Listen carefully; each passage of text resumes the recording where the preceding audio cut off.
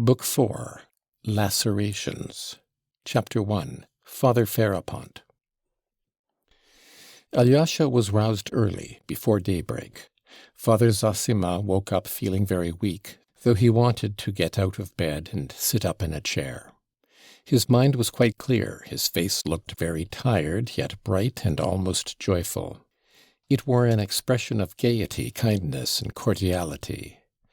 "Maybe I shall not live through the coming day," he said to Alyosha. Then he desired to confess and take the sacrament at once. He always confessed to Father Païssy. After taking the communion, the service of extreme unction followed. The monks assembled, and the cell was gradually filled up by the inmates of the hermitage. Meantime it was daylight. People began coming from the monastery. After the service was over, the elder desired to kiss and take leave of everyone. As the cell was so small, the earlier visitors withdrew to make room for others.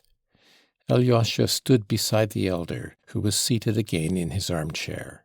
He talked as much as he could. Though his voice was weak, it was fairly steady. "I've been teaching you so many years, and therefore I've been talking aloud so many years, that I've got into the habit of talking, and so much so that it's almost more difficult for me to hold my tongue than to talk, even now, in spite of my weakness, dear fathers and brothers." He jested, looking with emotion at the group round him. Alyosha remembered afterwards something of what he said to them. But though he spoke out distinctly and his voice was fairly steady, his speech was somewhat disconnected. He spoke of many things. He seemed anxious before the moment of death to say everything he had not said in his life, and not simply for the sake of instructing them, but as though thirsting to share with all men and all creation his joy and ecstasy, and once more in his life to open his whole heart. "Love one another, fathers," said Father Zosima, as far as Alyosha could remember afterwards. "Love God's people. Because we have come here and shut ourselves within these walls, we are no holier than those who are outside, but on the contrary, from the very fact of coming here, each of us has confessed to himself that he is worse than others, than all men on earth. And the longer the monk lives in his seclusion, the more keenly he must recognize that, else he would have had no reason to come here.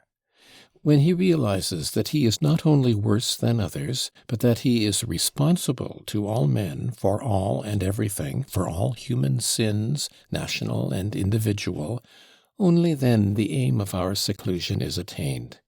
For know, dear ones, that every one of us is undoubtedly responsible for all men and everything on earth, not merely through the general sinfulness of creation, but each one personally for all mankind and every individual man. This knowledge is the crown of life for the monk and for every man. For monks are not a special sort of men, but only what all men ought to be. Only through that knowledge our heart grows soft with infinite, universal, inexhaustible love. Then every one of you will have the power to win over the whole world by love, and to wash away the sins of the world with your tears. Each of you keep watch over your heart, and confess your sins to yourself unceasingly. Be not afraid of your sins, even when perceiving them, if only there be penitence. But make no conditions with God. Again I say, be not proud. Be proud neither to the little nor to the great. Hate not those who reject you, who insult you, who abuse and slander you. Hate not the atheists, the teachers of evil, the materialists. And I mean not only the good ones, for there are many good ones among them, especially in our day. Hate not even the wicked ones. Remember them in your prayers thus: Save, O Lord, all those who have none to pray for them. Save, too, all those who will not pray. And add, It is not in pride that I make this prayer, O Lord, for I am lower than all men. Love God's people. Let not strangers draw away the flock, for if you slumber in your slothfulness and disdainful pride, or worse still, in covetousness, They will come from all sides and draw away your flock. Expound the gospel to the people unceasingly. Be not extortionate. Do not love gold and silver. Do not hoard them. Have faith. Cling to the banner and raise it on high. But the elder spoke more disconnectedly than Alyosha reported his words afterwards. Sometimes he broke off altogether as though to take breath and recover his strength, but he was in a sort of ecstasy. They heard him with emotion, though many wondered at his words and found them obscure. Afterwards all remembered those words. When Alyosha happened for a moment to leave the cell, he was struck by the general excitement and suspense in the monks who were crowding about it. This anticipation showed itself in some by anxiety, in others by devout solemnity. All were expecting that some marvel would happen immediately after the elder's death. Their suspense was, from one point of view, almost frivolous, but even the most austere of the monks were affected by it. Father Païssy's face looked the gravest of all. Alyosha was mysteriously summoned by a monk to see Rakitin, who had arrived from town with a singular letter for him from Madame Holekoff. In it she informed Alyosha of a strange and very opportune incident.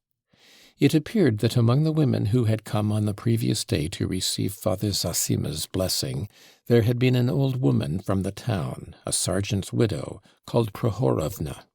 She had inquired whether she might pray for the rest of the soul of her son, Vasenka, who had gone to Irkutsk and had sent her no news for over a year, to which Father Zosima had answered sternly, forbidding her to do so, and saying that to pray for the living as though they were dead was a kind of sorcery. He afterwards forgave her on account of her ignorance, and added, as though reading the book of the future, this was Madame Holekoff's expression, words of comfort, that her son Vasya was certainly alive, and he would either come himself very shortly or send a letter, and that she was to go home and expect him. And, would you believe it, exclaimed Madame Holekoff enthusiastically, the prophecy has been fulfilled literally indeed, and more than that. Scarcely had the old woman reached home when they gave her a letter from Siberia, which had been awaiting her. But that was not all. In the letter, written on the road from Ekaterinenburg, Vasya informed his mother that he was returning to Russia with an official, and that 3 weeks after her receiving the letter he hoped to embrace his mother. Madame Holekoff warmly entreated Alyosha to report this new miracle of prediction to the superior and all the brotherhood. All ought to know of it, she concluded. The letter had been written in haste. The excitement of the writer was apparent in every line of it. But Alyosha had no need to tell the monks, for all knew of it already. Rakitin had commissioned the monk who brought his message to inform most respectfully his reverence Father Païssy that he, Rakitin, has a matter to speak of with him, of such gravity that he dare not defer it for a moment, and humbly begs forgiveness for his presumption. As the monk had given the message to Father Païssy before that to Alyosha, the latter found, after reading the letter, there was nothing left for him to do but to hand it to Father Païssy in confirmation of the story. And even that austere and cautious man, though he frowned as he read the news of the miracle, could not completely restrain some inner emotion. His eyes gleamed, and a grave and solemn smile came into his lips. "We shall see greater things," broke from him. "We shall see greater things yet," the monks around repeated. But Father Païssy, frowning again, begged all of them, at least for a time, not to speak of the matter, till it be more fully confirmed, seeing there is so much credulity among those of this world, and indeed this might well have chanced naturally, he added, prudently, as it were to satisfy his conscience, though scarcely believing his own disavowal, a fact his listeners very clearly perceived. Within the hour, the miracle was of course known to the whole monastery, and many visitors who had come for the Mass. No one seemed more impressed by it than the monk who had come the day before from St. Sylvester, from the little monastery of Obdorsk in the far north. It was he who had been standing near Madame Hohlakoff the previous day, and had asked Father Zossima earnestly, referring to the healing of the lady's daughter, "How can you presume to do such things?" He was now somewhat puzzled, and did not know whom to believe. The evening before he had visited Father Ferapont in his cell apart, behind the apiary, and had been greatly impressed and overawed by the visit. This Father Ferapont was that aged monk, so devout in fasting and observing silence, who has been mentioned already as antagonistic to Father Zossima and the whole institution of elders, which he regarded as a pernicious and frivolous innovation. He was a very formidable opponent, although from his practice of silence he scarcely spoke a word to anyone. What made him formidable was that a number of monks fully shared his feeling, and many of the visitors looked upon him as a great saint and ascetic, although they had no doubt that he was crazy. But it was just his craziness attracted them. Father Ferapont never went to see the elder. Though he lived in the hermitage, they did not worry him to keep its regulations, and this too because he behaved as though he were crazy. He was 75 or more, and he lived in a corner beyond the apiary, in an old decaying wooden cell, which had been built long ago for another great ascetic, Father Iona, who had lived to be 105, and of whose saintly doings many curious stories were still extant in the monastery and the neighborhood. Father Ferapont had succeeded in getting himself installed in this same solitary cell 7 years previously. It was simply a peasant's hut, though it looked like a chapel, for it contained an extraordinary number of icons, with lamps perpetually burning before them, which men brought to the monastery as offerings to God. Father Ferapont had been appointed to look after them and keep the lamps burning. It was said, and indeed it was true, that he ate only 2 pounds of bread in 3 days. The beekeeper, who lived close by the apiary, used to bring him the bread every 3 days, and even to this man who waited upon him, Father Ferapont rarely uttered a word. The 4 pounds of bread, together with the sacrament bread, regularly sent him on Sundays after the late Mass by the Father Superior, made up his weekly rations. The water in his jug was changed every day. He rarely appeared at Mass. Visitors who came to do him homage saw him sometimes kneeling all day long at prayer without looking round. If he addressed them, he was brief, abrupt, strange, and almost always rude. On very rare occasions, however, he would talk to visitors, but for the most part he would utter some one strange saying which was a complete riddle, and no entreaties would induce him to pronounce a word in explanation. He was not a priest, but a simple monk. There was a strange belief, chiefly, however, among the most ignorant, that Father Ferapont had communication with heavenly spirits, and would only converse with them, and so was silent with men. The monk from Obdorsk, having been directed to the apiary by the beekeeper, who was also a very silent and surly monk, went to the corner where Father Ferapont's cell stood. "Maybe he will speak, as you are a stranger, and maybe you'll get nothing out of him," the beekeeper had warned him. The monk, as he related afterwards, approached in the utmost apprehension. It was rather late in the evening. Father Ferapont was sitting at the door of his cell on a low bench. A huge old elm was lightly rustling overhead. There was an evening freshness in the air. The monk from Obdorsk bowed down before the saint and asked his blessing. "Do you want me to bow down to you, monk?" said Father Ferapont. "Get up." The monk got up. "Blessing be blessed. Sit beside me. Where have you come from?" What most struck the poor monk was the fact that, in spite of his strict fasting and great age, Father Farapont still looked a vigorous old man. He was tall, held himself erect, and had a thin but fresh and healthy face. There was no doubt he still had considerable strength. He was of athletic build. In spite of his great age, he was not even quite grey, and still had very thick hair and a full beard, both of which had once been black. His eyes were grey, large and luminous, but strikingly prominent. He spoke with a broad accent. He was dressed in a peasant's long reddish coat of coarse convict cloth, as it used to be called, and had a stout rope round his waist. His throat and chest were bare. Beneath his coat, his shirt of the coarsest linen showed almost black with dirt, not having been changed for months. They said that he wore irons weighing 30 pounds under his coat.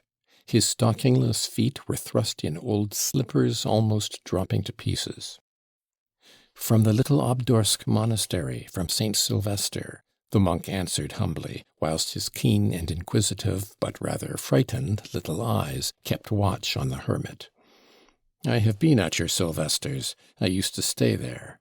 Is Sylvester well?" The monk hesitated. "You are a senseless lot. How do you keep the fasts?" "Our dietary is according to the ancient conventual rules. During Lent there are no meals provided for Monday, Wednesday, and Friday. For Tuesday and Thursday we have white bread, stewed fruit with honey, wild berries, or salt cabbage and wholemeal stirabout.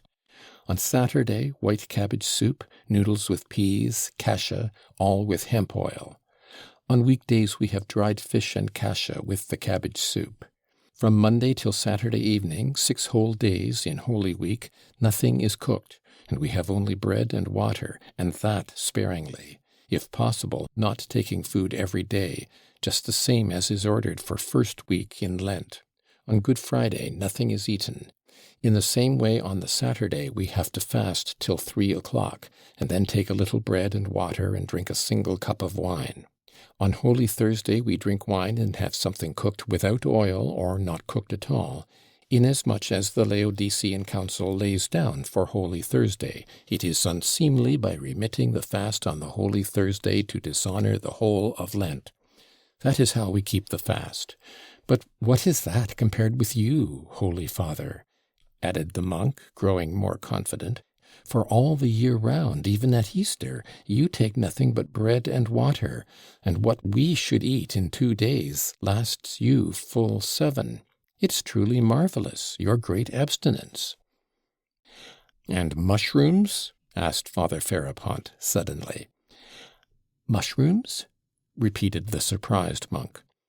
"Yes, I can give up their bread, not needing it at all, and go away into the forest and live there on the mushrooms or the berries, but they can't give up their bread here, wherefore they are in bondage to the devil.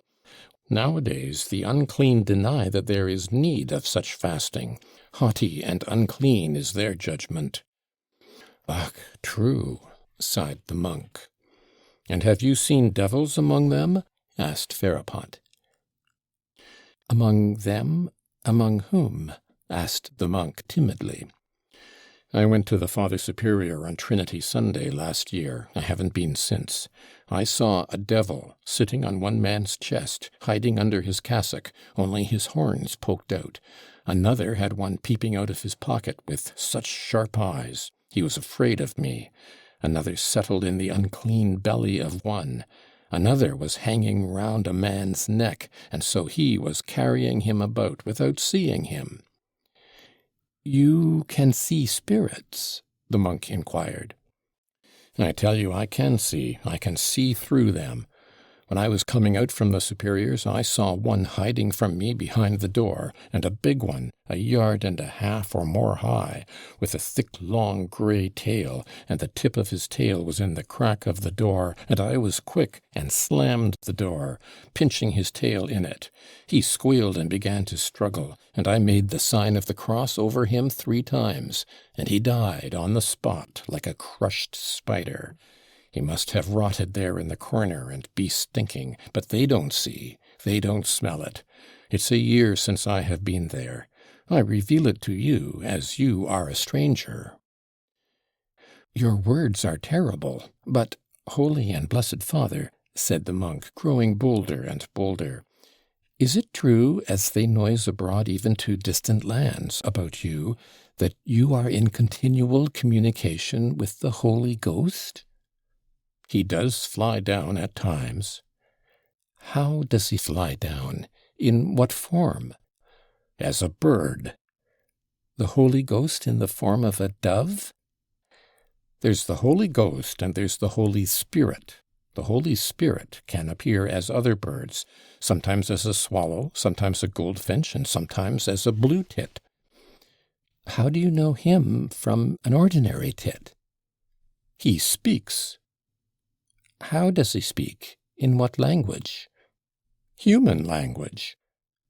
"And what does he tell you?" "Why, today he told me that a fool would visit me and would ask me unseemly questions. You want to know too much, monk." "Terrible are your words, most holy and blessed Father." The monk shook his head, but there was a doubtful look in his frightened little eyes. "Do you see this tree?" asked Father Ferapont after a pause. "I do, blessed Father." "You think it's an elm, but for me it has another shape." "What sort of shape?"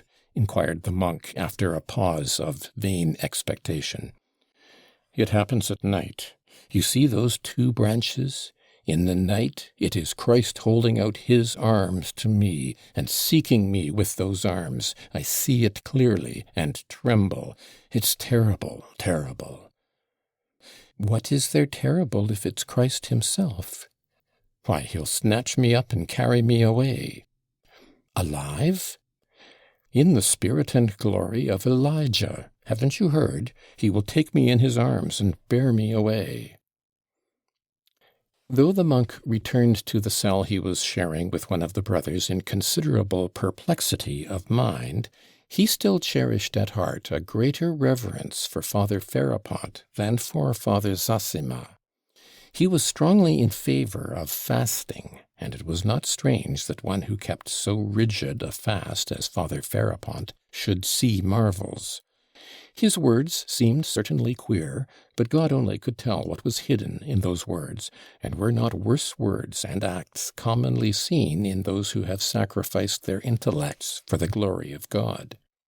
The pinching of the devil's tail he was ready and eager to believe, and not only in the figurative sense. Besides, he had, before visiting the monastery, a strong prejudice against the institution of elders, which he only knew of by hearsay, and believed to be a pernicious innovation. Before he had been long at the monastery, he had detected the secret murmurings of some shallow brothers who disliked the institution. He was, besides, a meddlesome, inquisitive man who poked his nose into everything. This was why the news of the fresh miracle performed by Father Zossima reduced him to extreme perplexity. Alyosha remembered, afterwards, how their inquisitive guest from Obdorsk had been continually flitting to and fro from one group to another, listening and asking questions among the monks that were crowding within and without the elder's cell. But he did not pay much attention to him at the time, and only recollected it afterwards. He had no thought to spare for it, indeed, for when Father Zossima, feeling tired again, had gone back to bed, he thought of Alyosha as he was closing his eyes, and sent for him.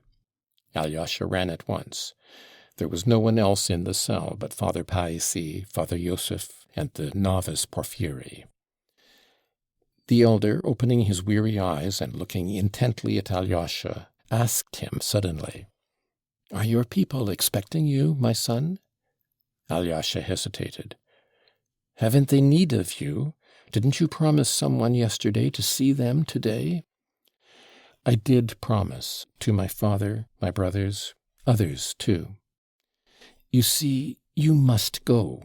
Don't grieve. Be sure I shall not die without your being by to hear my last word. To you I will say that word, my son.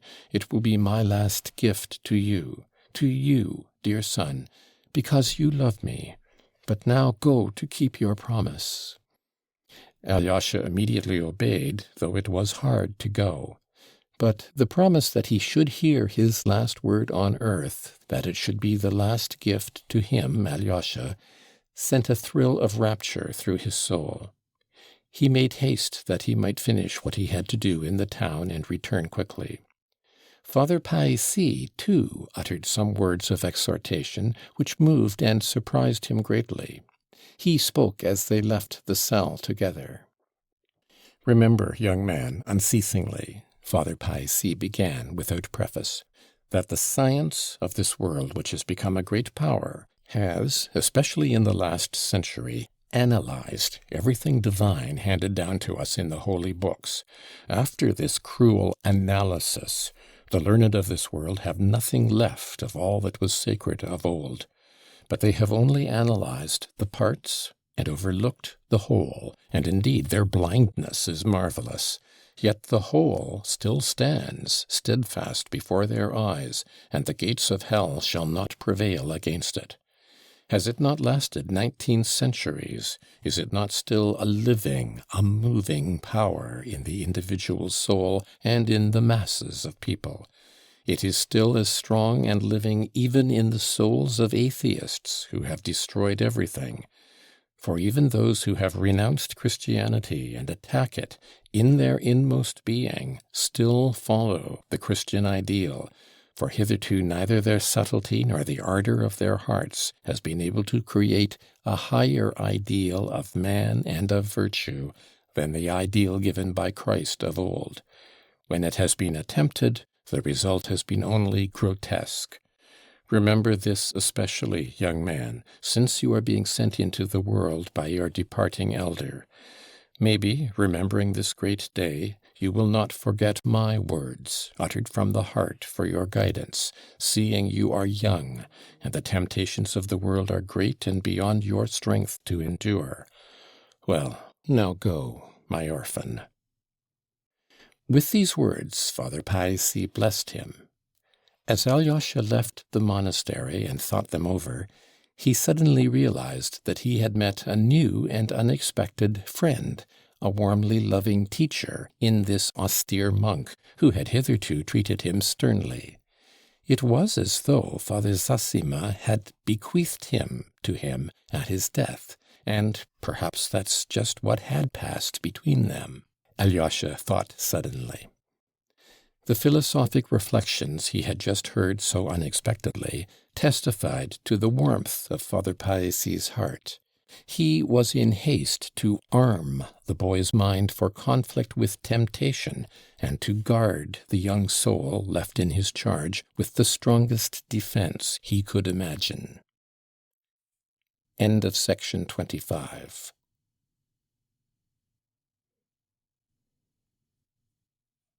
Book 4, Chapter 2.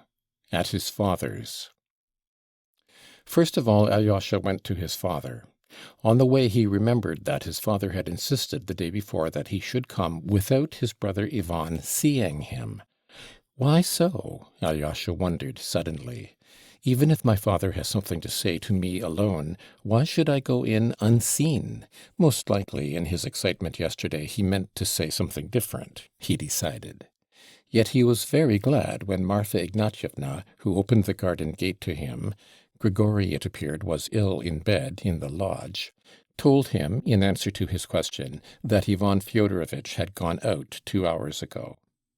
"And my father?" "He is up, taking his coffee," Marfa answered somewhat dryly. Alyosha went in. The old man was sitting alone at the table, wearing slippers and a little old overcoat. He was amusing himself by looking through some accounts, rather inattentively, however. He was quite alone in the house, for Smerdyakov too had gone out marketing.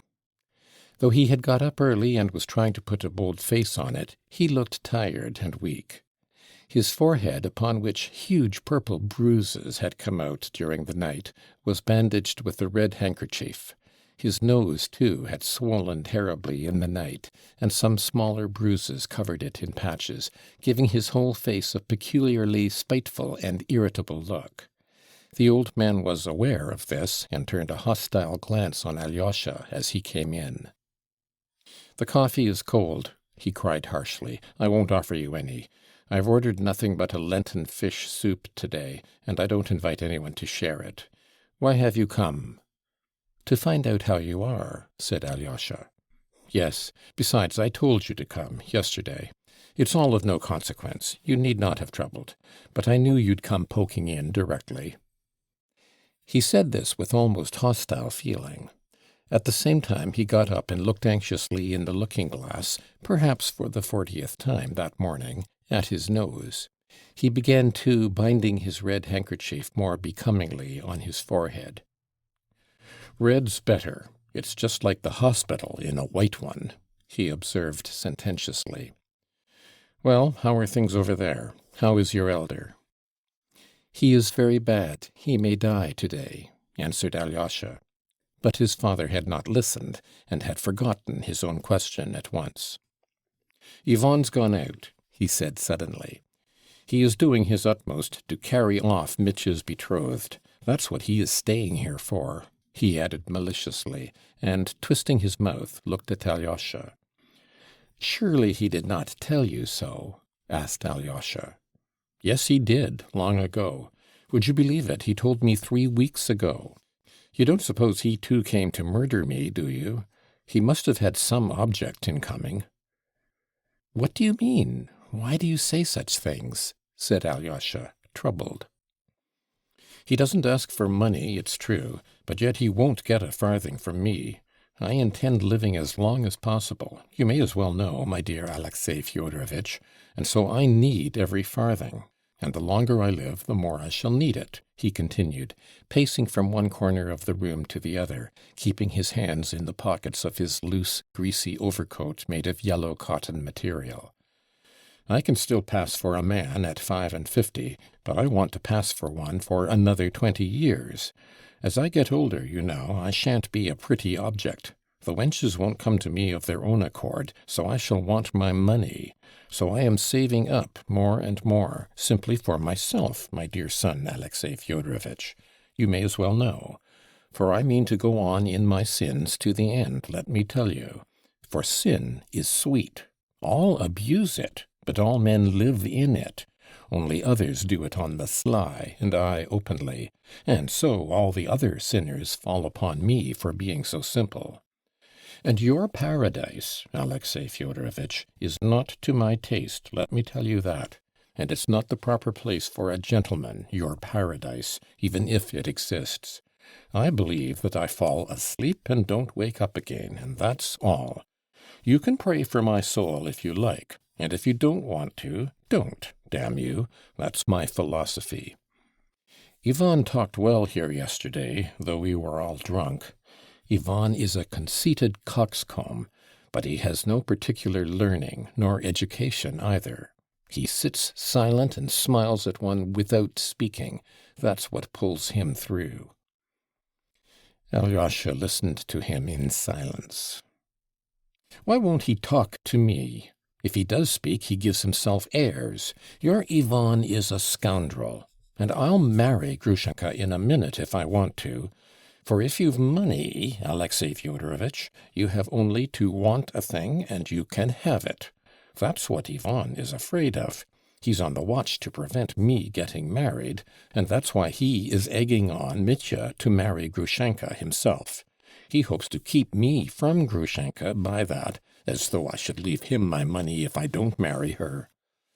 Besides, if Mitya marries Grushenka, Ivan will carry off his rich betrothed. That's what he's reckoning on.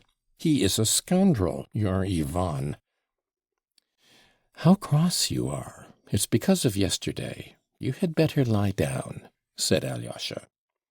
"There, you say that," the old man observed suddenly, as though it had struck him for the first time, "and I am not angry with you. But if Ivan said it, I should be angry with him. It is only with you I have good moments, else you know I am an ill-natured man." "You are not ill-natured, but distorted," said Alyosha with a smile.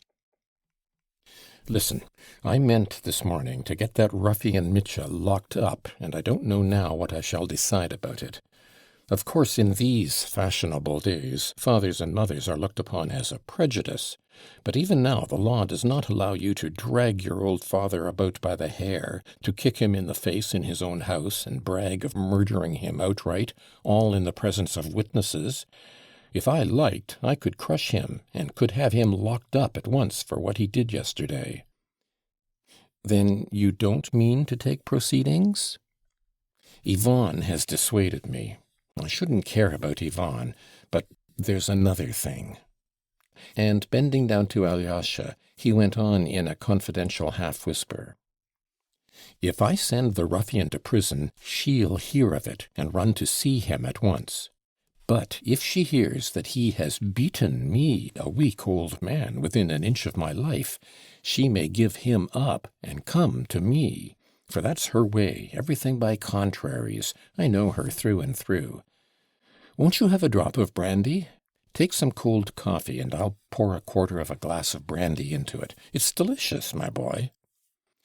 No, thank you. I'll take that roll with me, if I may, said Alyosha, and taking a halfpenny French roll, he put it in the pocket of his cassock. And you'd better not have brandy either, he suggested apprehensively, looking into the old man's face. You are quite right. It irritates my nerves instead of soothing them. Only one little glass. I'll get it out of the cupboard. He unlocked the cupboard, poured out a glass, drank it, then locked the cupboard and put the key back in his pocket. That's enough. One glass won't kill me. You see you are in a better humor now, said Alyosha, smiling. I love you even without the brandy, but with scoundrels I am a scoundrel. Ivan is not going to Tchermashnya. Why is that?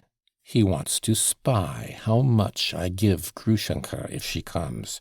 They are all scoundrels. But I don't recognize Ivan. I don't know him at all. Where does he come from? He's not one of us in soul, as though I'd leave him anything. I shan't leave a will at all, you may as well know. And I'll crush Mitya like a beetle. I squash black beetles at night with my slipper. They squelch when you tread on them. And your Mitya will squelch too. Your Mitya, for you love him. Yes, you love him, and I am not afraid of your loving him. But if Ivan loved him, I should be afraid for myself at his loving him. But Ivan loves nobody. Ivan is not one of us. People like Ivan are not our sort, my boy. They are like a cloud of dust. When the wind blows, the dust will be gone. I had a silly idea in my head when I told you to come today. I wanted to find out from you about Mitya.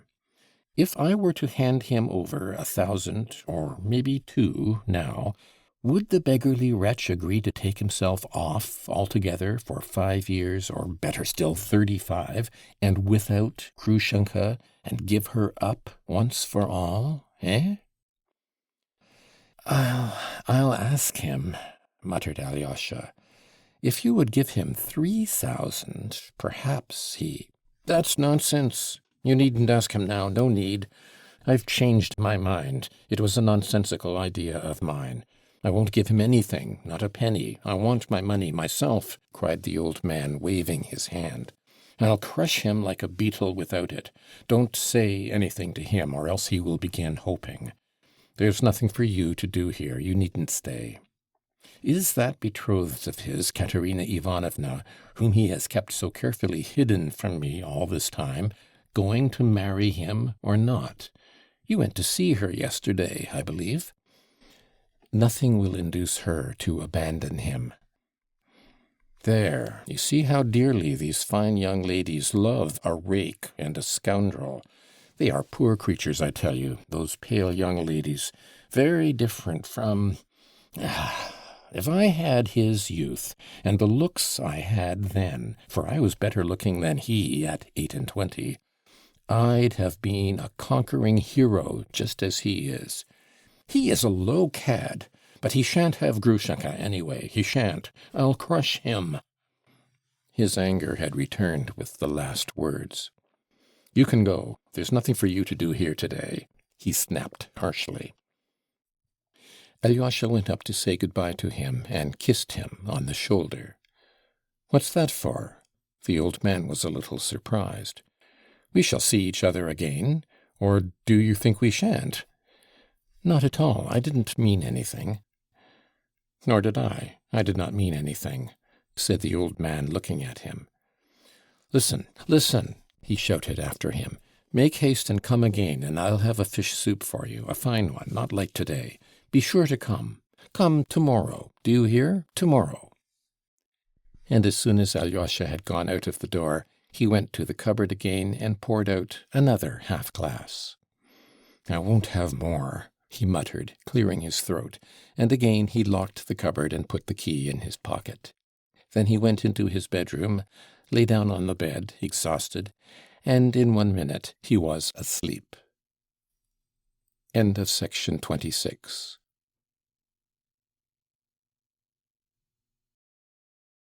Book 4, Chapter 3. A Meeting with the Schoolboys. "Thank goodness he did not ask me about Grushenka," thought Alyosha, as he left his father's house and turned towards Madame Hohlakov's, "or I might have to tell him of my meeting with Grushenka yesterday." Alyosha felt painfully that since yesterday both combatants had renewed their energies, and that their hearts had grown hard again. Father is spiteful and angry. He's made some plan and will stick to it. And what of Dmitri? He too will be harder than yesterday. He too must be spiteful and angry, and he too no doubt has made some plan. Oh, I must succeed in finding him today, whatever happens. But Alyosha had not long to meditate. An incident occurred on the road which, though apparently of little consequence, made a great impression on him. Just after he had crossed the square and turned the corner coming out into Mihailovsky Street, which is divided by a small ditch from the High Street — our whole town is intersected by ditches — he saw a group of schoolboys between the ages of 9 and 12 at the bridge. They were going home from school, some with their bags on their shoulders, others with leather satchels slung across them, some in short jackets, others in little overcoats. Some even had those high boots with creases round the ankles, such as little boys spoilt by rich fathers love to wear. The whole group was talking eagerly about something, apparently holding a council. Alyosha had never, from his Moscow days, been able to pass children without taking notice of them, and although he was particularly fond of children of 3 or thereabout, he liked schoolboys of 10 and 11 too. And so, anxious as he was today, he wanted at once to turn aside to talk to them. He looked into their excited, rosy faces, and noticed at once that all the boys had stones in their hands.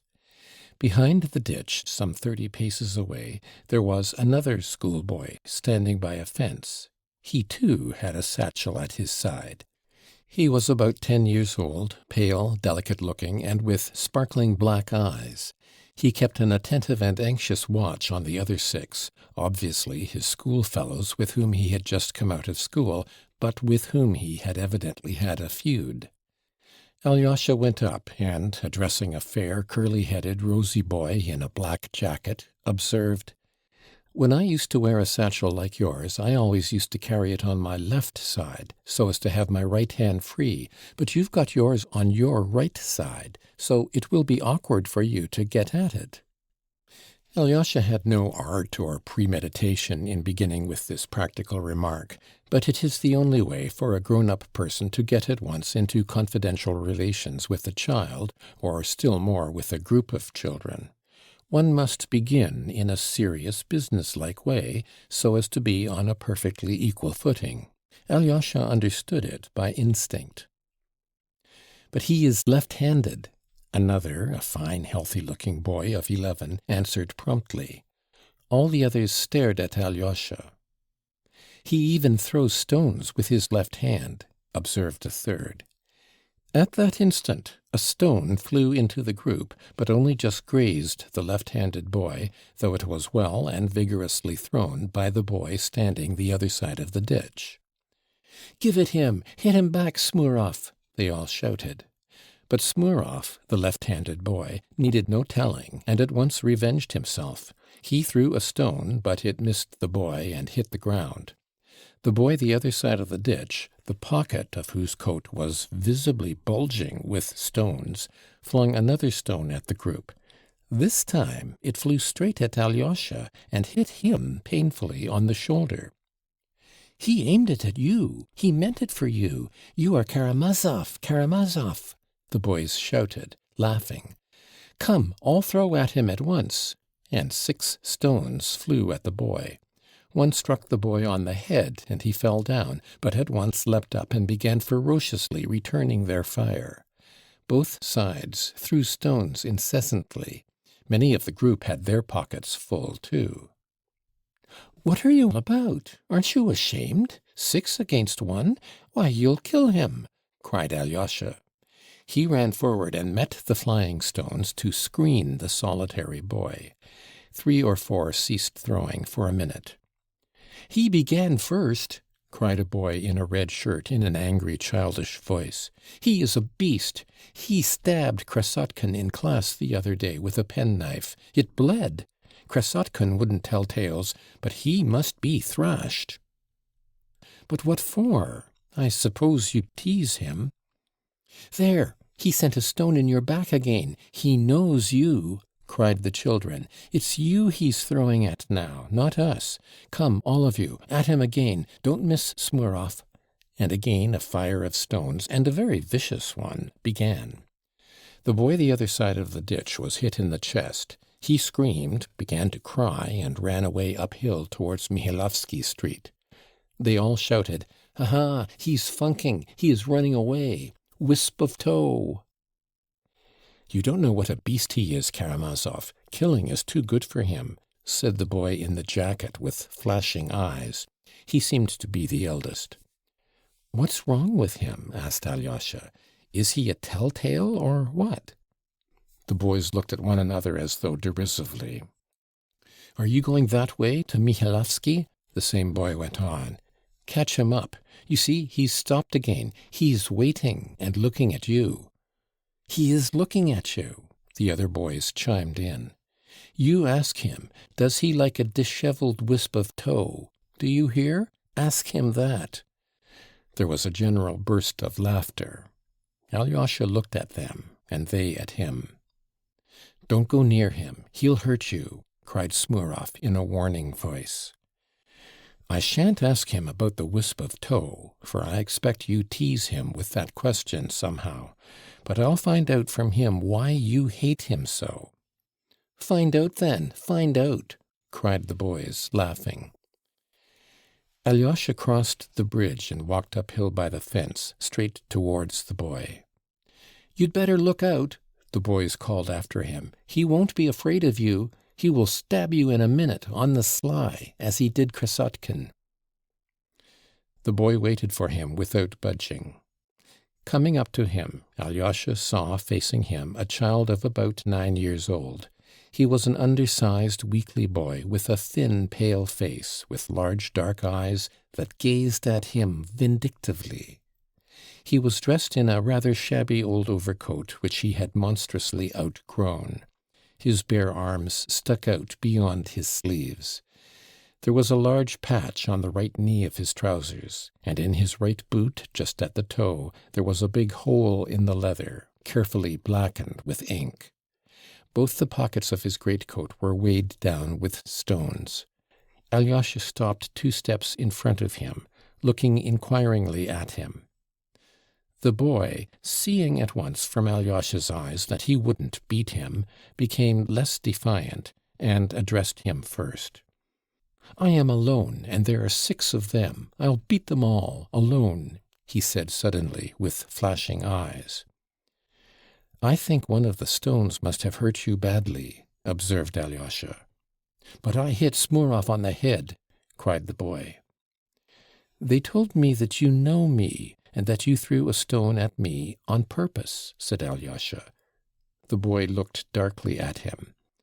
"I don't know you. Do you know me?" Alyosha continued. "Let me alone," the boy cried irritably, but he did not move, as though he were expecting something, and again there was a vindictive light in his eyes. "Very well, I am going," said Alyosha, "only I don't know you, and I don't tease you. They told me how they tease you, but I don't want to tease you. Goodbye." "Monk in silk trousers!" cried the boy, following Alyosha with the same vindictive and defiant expression, and he threw himself into an attitude of defense, feeling sure that now Alyosha would fall upon him. But Alyosha turned, looked at him, and walked away. He had not gone 3 steps before the biggest stone the boy had in his pocket hit him a painful blow in the back.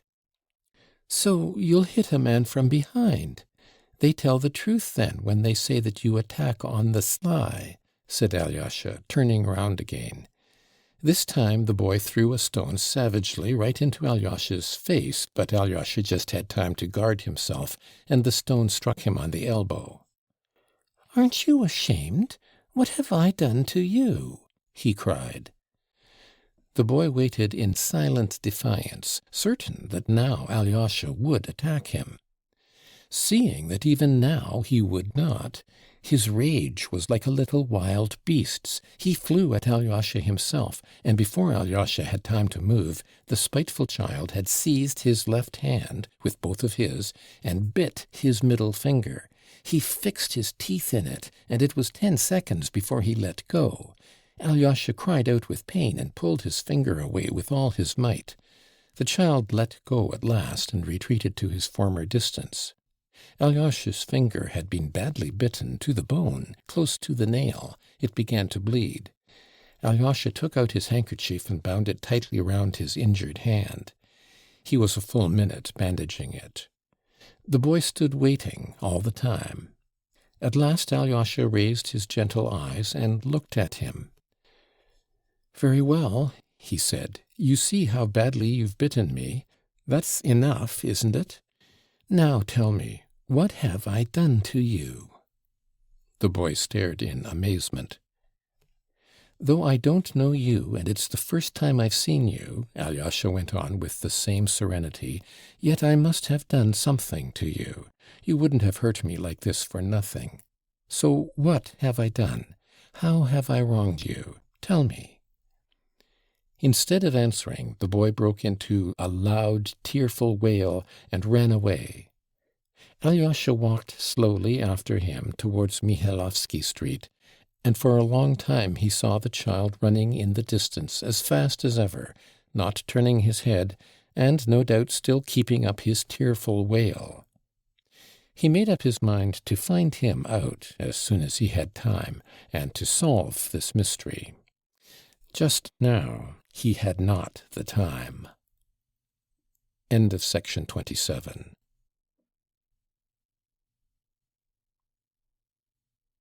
Book 4, Chapter 4, At the Holocaust's.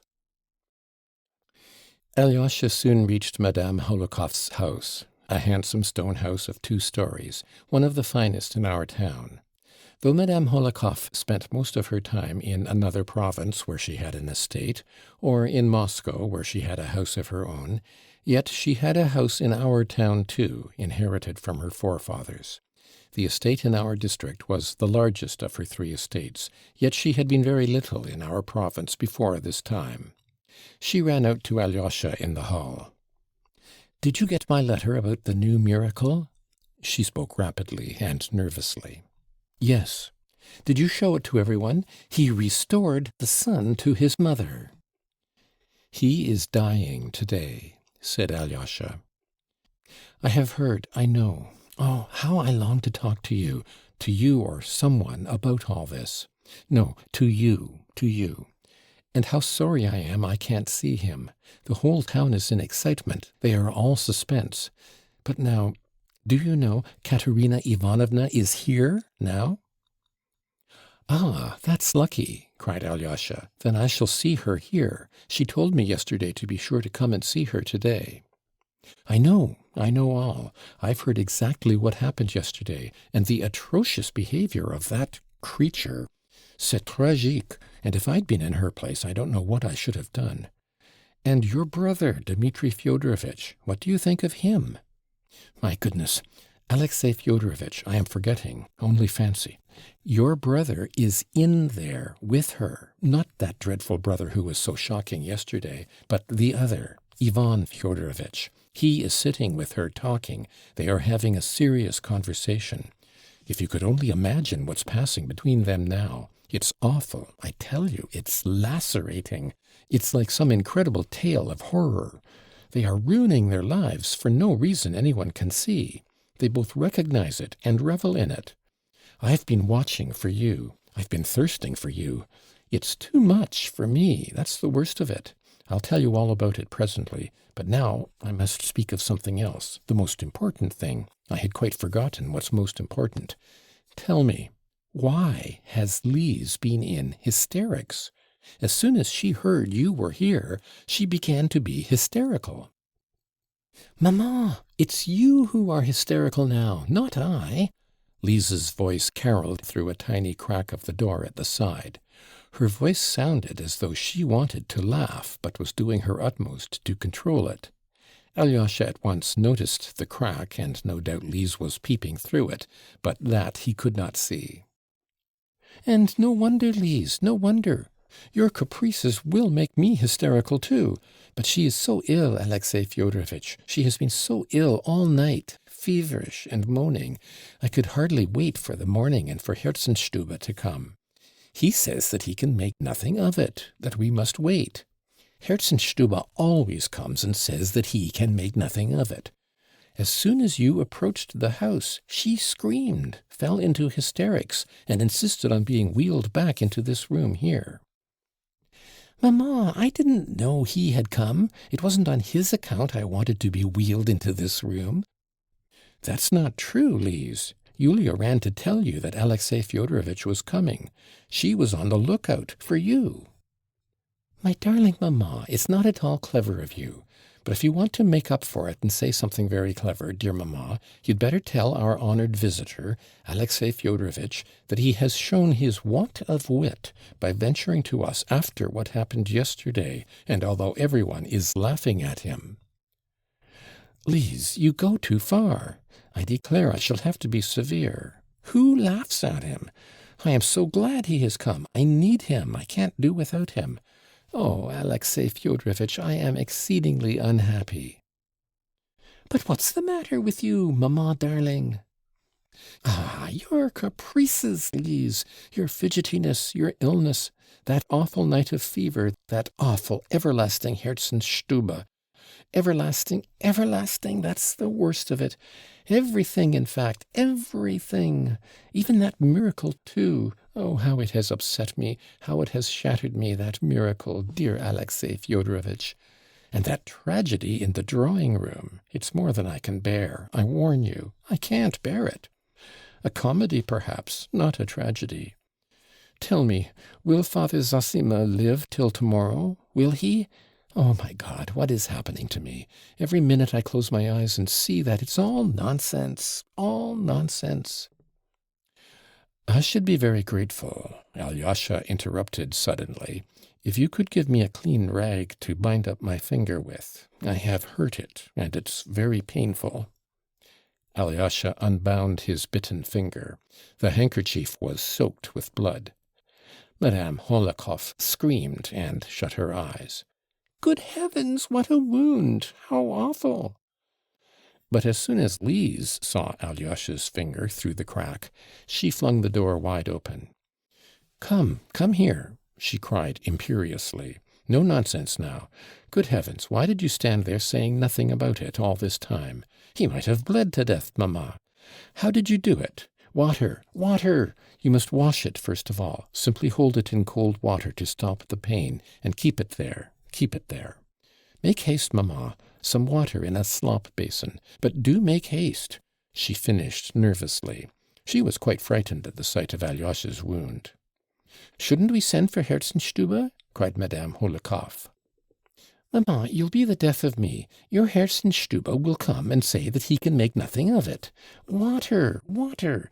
Mamma, for goodness sake, go yourself and hurry Julia. She is such a slow coach, and never can come quickly. Make haste, mamma, or I shall die."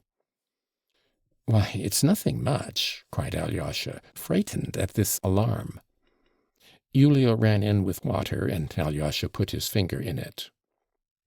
"Some lint, mamma, for mercy's sake. Bring some lint, and that muddy caustic lotion for wounds. What's it called? We've got some. You know where the bottle is, mamma. It's in your bedroom, in the right-hand cupboard. There's a big bottle of it there, with the lint." "I'll bring everything in a minute, Lise, only don't scream and don't fuss. You see how bravely Alexey Fyodorovitch bears it. Where did you get such a dreadful wound, Alexey Fyodorovitch?" Madame Hohlikoff hastened away. This was all Lise was waiting for. "First of all, answer the question. Where did you get hurt like this?" she asked Alyosha quickly. "And then I'll talk to you about something quite different." "Well?" Instinctively feeling that the time of her mother's absence was precious for her, Alyosha hastened to tell her of his enigmatic meeting with the schoolboys in the fewest words possible. Lise clasped her hands at his story. "How can you, and in that dress too, associate with schoolboys?" she cried angrily, as though she had a right to control him. "You are nothing but a boy yourself, if you can do that, a perfect boy. But you must find out for me about that horrid boy, and tell me all about it, for there's some mystery in it. Now, for the second thing, but first a question. Does the pain prevent you talking about utterly unimportant things, but talking sensibly?" "Of course not, and I don't feel much pain now." "That's because your finger is in the water. It must be changed directly, for it will get warm in a minute. Julia, bring some ice from the cellar and another basin of water. Now she is gone, I can speak. Will you give me the letter I sent you yesterday, dear Alexey Fyodorovitch? Be quick, for mamma will be back in a minute, and I don't want—" "I haven't got the letter." "That's not true. You have. I knew you would say that. You've got it in that pocket. I've been regretting that joke all night. Give me back the letter at once. Give it me." "I've left it at home." "But you can't consider me as a child, a little girl, after that silly joke. I beg your pardon for that silliness, but you must bring me the letter if you really haven't got it. Bring it today. You must, you must." "Today I can't possibly, for I am going back to the monastery, and I shan't come and see you for the next 2 days, 3 or 4 perhaps, for Father Zossima—" "4 days? What nonsense! Listen, did you laugh at me very much?" "I didn't laugh at all." "Why not?" "Because I believed all you said." "You are insulting me." "Not at all. As soon as I read it, I thought that all that would come to pass, for as soon as Father Zossima dies, I am to leave the monastery. Then I shall go back and finish my studies, and when you reach the legal age, we will be married. I shall love you. Though I haven't had time to think about it, I believe I couldn't find a better wife than you, and Father Zossima tells me I must marry." "But I am a cripple, wheeled about in a chair," laughed Lise, flushing crimson. "I'll wheel you about myself, but I'm sure you'll get well by then." "But you are mad," said Lise nervously, "to make all this nonsense out of a joke. Here's mamma, very apropos, perhaps. Mamma, how slow you always are. How can you be so long? And here's Julia with the ice." "Oh, Lise, don't scream. Above all things, don't scream. That scream drives me. How can I help it when you put the lint in another place? I've been hunting and hunting. I do believe you did it on purpose." "But I couldn't tell that he would come with a bad finger, or else perhaps I might have done it on purpose. My darling mamma, you begin to say really witty things." "Never mind my being witty, but I must say you show nice feeling for Alexey Fyodorovitch's sufferings.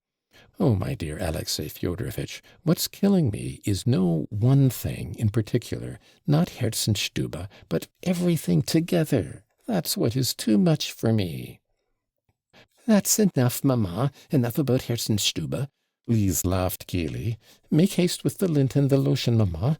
That's simply Goulard's water, Alexey Fyodorovitch. I remember the name now, but it's a splendid lotion. Would you believe it, mamma? On the way here he had a fight with the boys on the street, and it was a boy bit his finger. Isn't he a child himself? Is he fit to be married after that?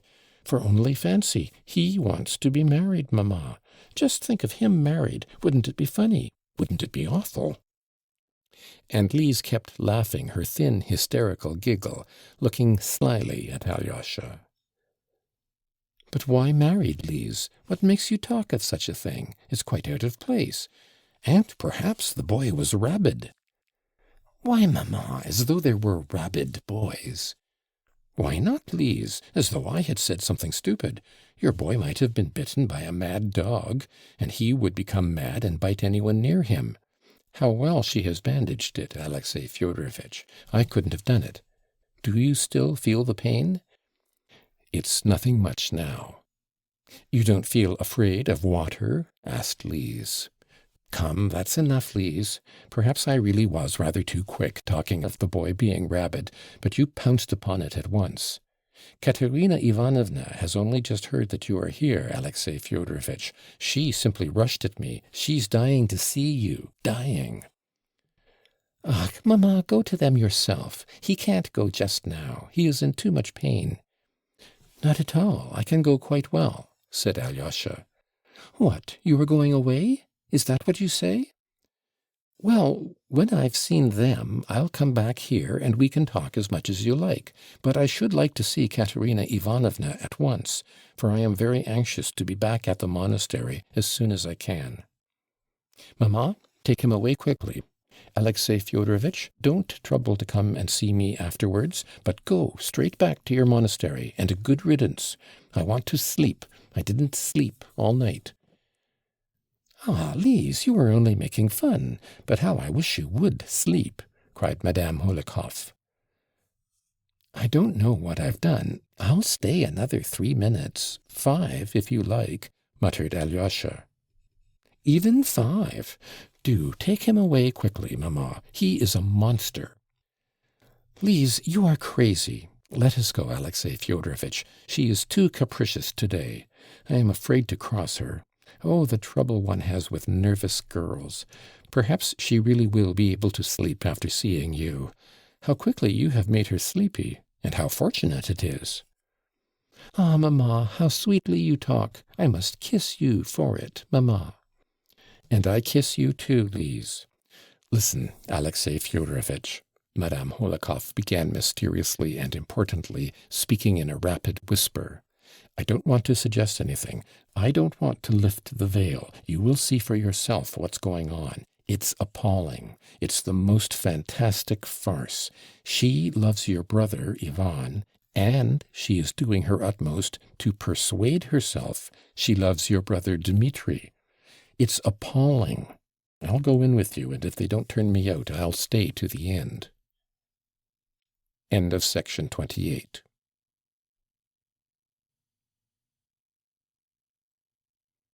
Book 4, Chapter 5.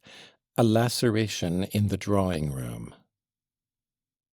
But in the drawing room the conversation was already over. Katerina Ivanovna was greatly excited, though she looked resolute. At the moment Alyosha and Madame Hohlakov entered, Ivan Fyodorovitch stood up to take leave.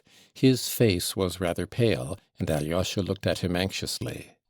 For this moment was to solve a doubt, a harassing enigma which had for some time haunted Alyosha. During the preceding month it had been several times suggested to him that his brother Ivan was in love with Katerina Ivanovna, and, what was more, that he meant to carry her off from Dmitri.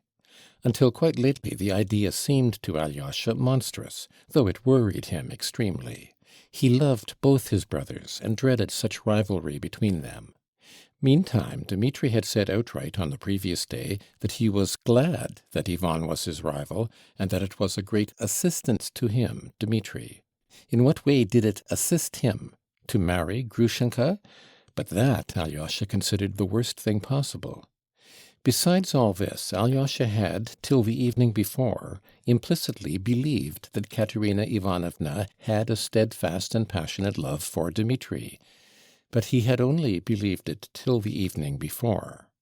He had fancied, too, that she was incapable of loving a man like Ivan, and that she did love Dmitri, and loved him just as he was, in spite of all the strangeness of such a passion. But during yesterday's scene with Grushenka, another idea had struck him. The word lacerating, which Madame Holekoff had just uttered, almost made him start, because, half waking up towards daybreak that night, he had cried out, "Laceration, laceration," probably applying it to his dream.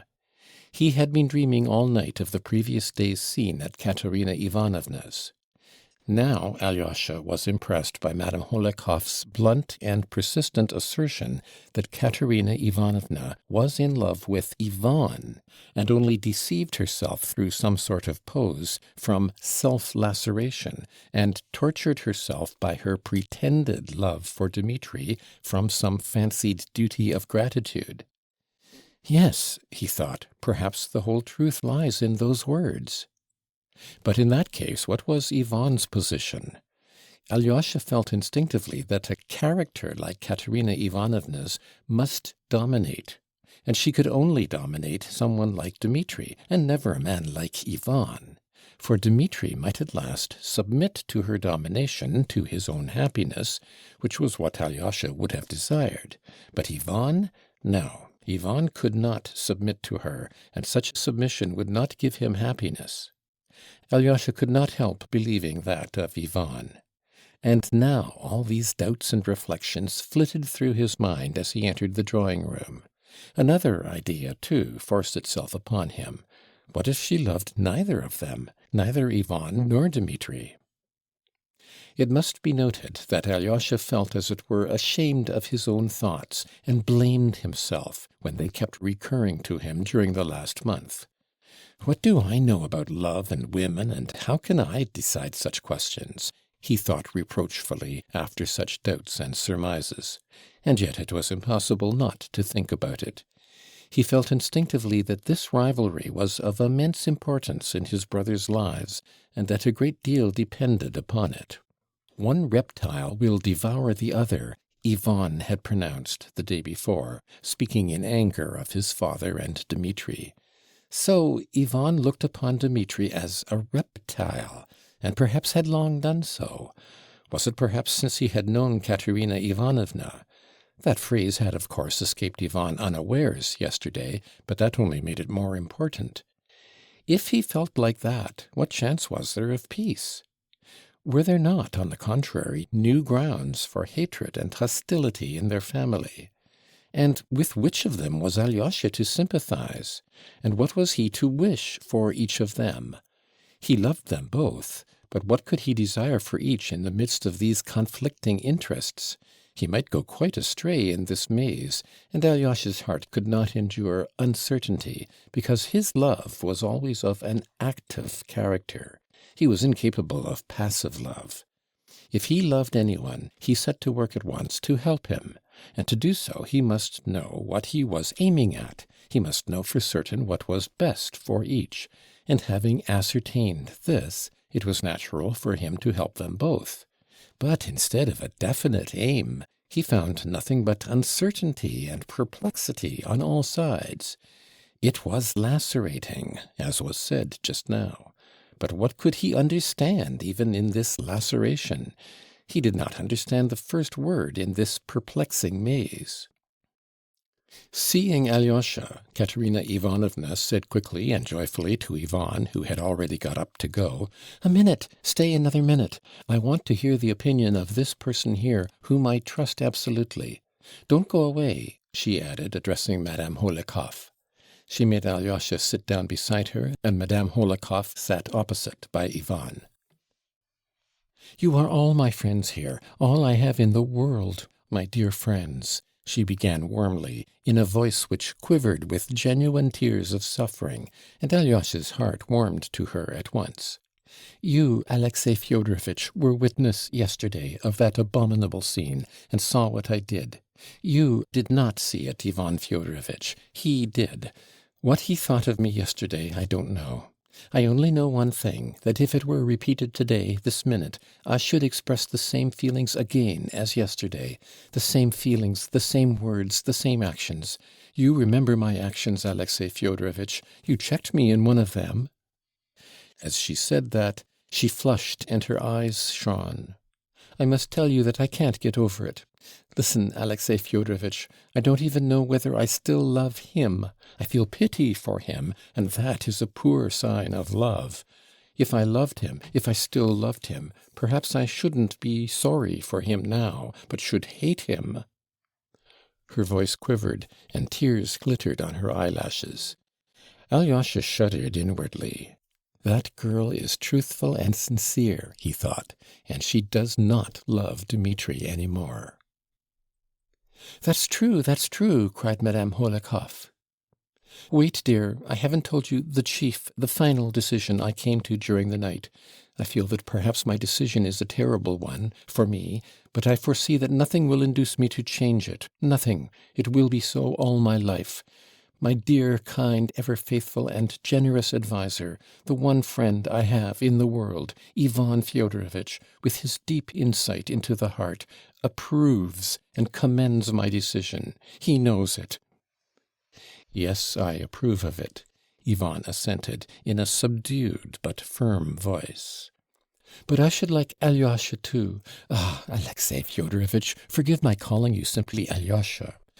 I should like Alexey Fyodorovitch too, to tell me before my two friends whether I am right. I feel instinctively that you, Alyosha, my dear brother, for you are a dear brother to me," she said again ecstatically, taking his cold hand in her hot one. "I foresee that your decision, your approval, will bring me peace in spite of all my sufferings, for after your words I shall be calm and submit. I feel that." "I don't know what you are asking me," said Alyosha, flushing. "I only know that I love you and at this moment wish for your happiness more than my own. But I know nothing about such affairs." Something impelled him to add hurriedly. "In such affairs, Alexey Fyodorovitch, in such affairs the chief thing is honor and duty and something higher, I don't know what, but higher perhaps even than duty. I am conscious of this irresistible feeling in my heart, and it compels me irresistibly. But it may all be put in 2 words. I've already decided. Even if he marries that creature," she began solemnly, "whom I never, never can forgive, even then I will not abandon him. Henceforward I will never, never abandon him," she cried, breaking into a sort of pale, hysterical ecstasy. "Not that I would run after him continually, get in his way and worry him. Oh no, I will go away to another town, where you like, but I will watch over him all my life. I will watch over him all my life unceasingly. When he becomes unhappy with that woman, and that is bound to happen quite soon, let him come to me, and he will find a friend, a sister, only a sister, of course, and so forever. But he will learn at least that that sister is really his sister, who loves him and has sacrificed all her life to him. I will gain my point. I will insist on his knowing me and confiding entirely in me, without reserve," she cried in a sort of frenzy. "I will be a god to whom he can pray, and that at least he owes me for his treachery, and for what I have suffered yesterday through him. And let him see that all my life I will be true to him and the promise I gave him, in spite of his being untrue and betraying me. I will become nothing but a means for his happiness, or, how shall I say, an instrument, a machine for his happiness, and that for my whole life, and that he may see that all his life. That's my decision. Ivan Fyodorovitch fully approves me." She was breathless. She had perhaps intended to express her idea with more dignity, art, and naturalness, but her speech was too hurried and crude. It was full of youthful impulsiveness. It betrayed that she was still smarting from yesterday's insult, and that her pride craved satisfaction. She felt this herself. Her face suddenly darkened. An unpleasant look came into her eyes. Alyosha at once saw it and felt a pang of sympathy. His brother Ivan made it worse by adding, "I've only expressed my own view," he said. "From anyone else this would have been affected and overstrained. But from you, no. Any other woman would have been wrong, but you are right. I don't know how to explain it, but I see that you are absolutely genuine, and therefore you are right." "But that's only for the moment. And what does this moment stand for? Nothing but yesterday's insult." Madame Holikov obviously had not intended to interfere, but she could not refrain from this very just comment. Quite so," cried Ivan, with peculiar eagerness, obviously annoyed at being interrupted. "In anyone else this moment would be only due to yesterday's impression, and would be only a moment. But with Katerina Ivanovna's character, that moment will last all her life. What for anyone else would be only a promise is for her an everlasting, burdensome, grim perhaps, but unflagging duty. And she will be sustained by the feeling of this duty being fulfilled. Your life, Katerina Ivanovna, will henceforth be spent in painful brooding over your own feelings, your own heroism, and your own suffering. But in the end that suffering will be softened and will pass into sweet contemplation of the fulfillment of a bold and proud design. Yes, proud it certainly is, and desperate in any case, but a triumph for you. And the consciousness of it will at last be a source of complete satisfaction, and will make you resigned to everything else." This was unmistakably said with some malice, and obviously with intention, even perhaps with no desire to conceal that he spoke ironically and with intention. "Oh dear, how mistaken it all is!" Madame Holikov cried again. "Alexey Fyodorovitch, you speak. I want dreadfully to know what you will say," cried Katerina Ivanovna, and burst into tears. Alyosha got up from the sofa. "It's nothing, nothing," she went on through her tears. "I'm upset. I didn't sleep last night. But by the side of two such friends as you and your brother, I still feel strong, for I know you two will never desert me. Unluckily, I am obliged to return to Moscow, perhaps tomorrow, and to leave you for a long time. And unluckily, it's unavoidable," Ivan said suddenly. "Tomorrow? To Moscow?" Her face was suddenly contorted. But, dear me, how fortunate!" she cried in a voice suddenly changed. In one instant there was no trace left of her tears. She underwent an instantaneous transformation, which amazed Alyosha. Instead of a poor insulted girl weeping in a sort of laceration, he saw a woman completely self-possessed and even exceedingly pleased, as though something agreeable had just happened. "Oh, not fortunate that I am losing you, of course not," she corrected herself suddenly, with a charming society smile. "Such a friend as you are could not suppose that. I am only too unhappy at losing you." She rushed impulsively at Ivan, and, seizing both his hands, pressed them warmly. "But what is fortunate is that you will be able in Moscow to see Auntie and Agafea, and to tell them all the horror of my present position. You can speak with complete openness to Agafea, but spare dear Auntie. You will know how to do that. You can't think how wretched I was yesterday and this morning, wondering how I could write them that dreadful letter, for one can never tell such things in a letter. Now it will be easy for me to write, for you will see them and explain everything. Oh, how glad I am! But I am only glad of that, believe me. Of course no one can take your place. I will run at once to write the letter," she finished suddenly, and took a step as though to go out of the room. "And what about Alyosha and his opinion, which you were so desperately anxious to hear?" cried Madame Holikov. There was a sarcastic, angry note in her voice. "I had not forgotten that," cried Katerina Ivanovna, coming to a sudden standstill. "And why are you so antagonistic at such a moment?" she added, with warm and bitter reproachfulness. "What I said I repeat. I must have his opinion. More than that, I must have his decision. As he says, so it shall be. You see how anxious I am for your words, Alexey Fyodorovitch. But what's the matter?" "I couldn't have believed it. I can't understand it," Alyosha cried suddenly in distress. "What? What?"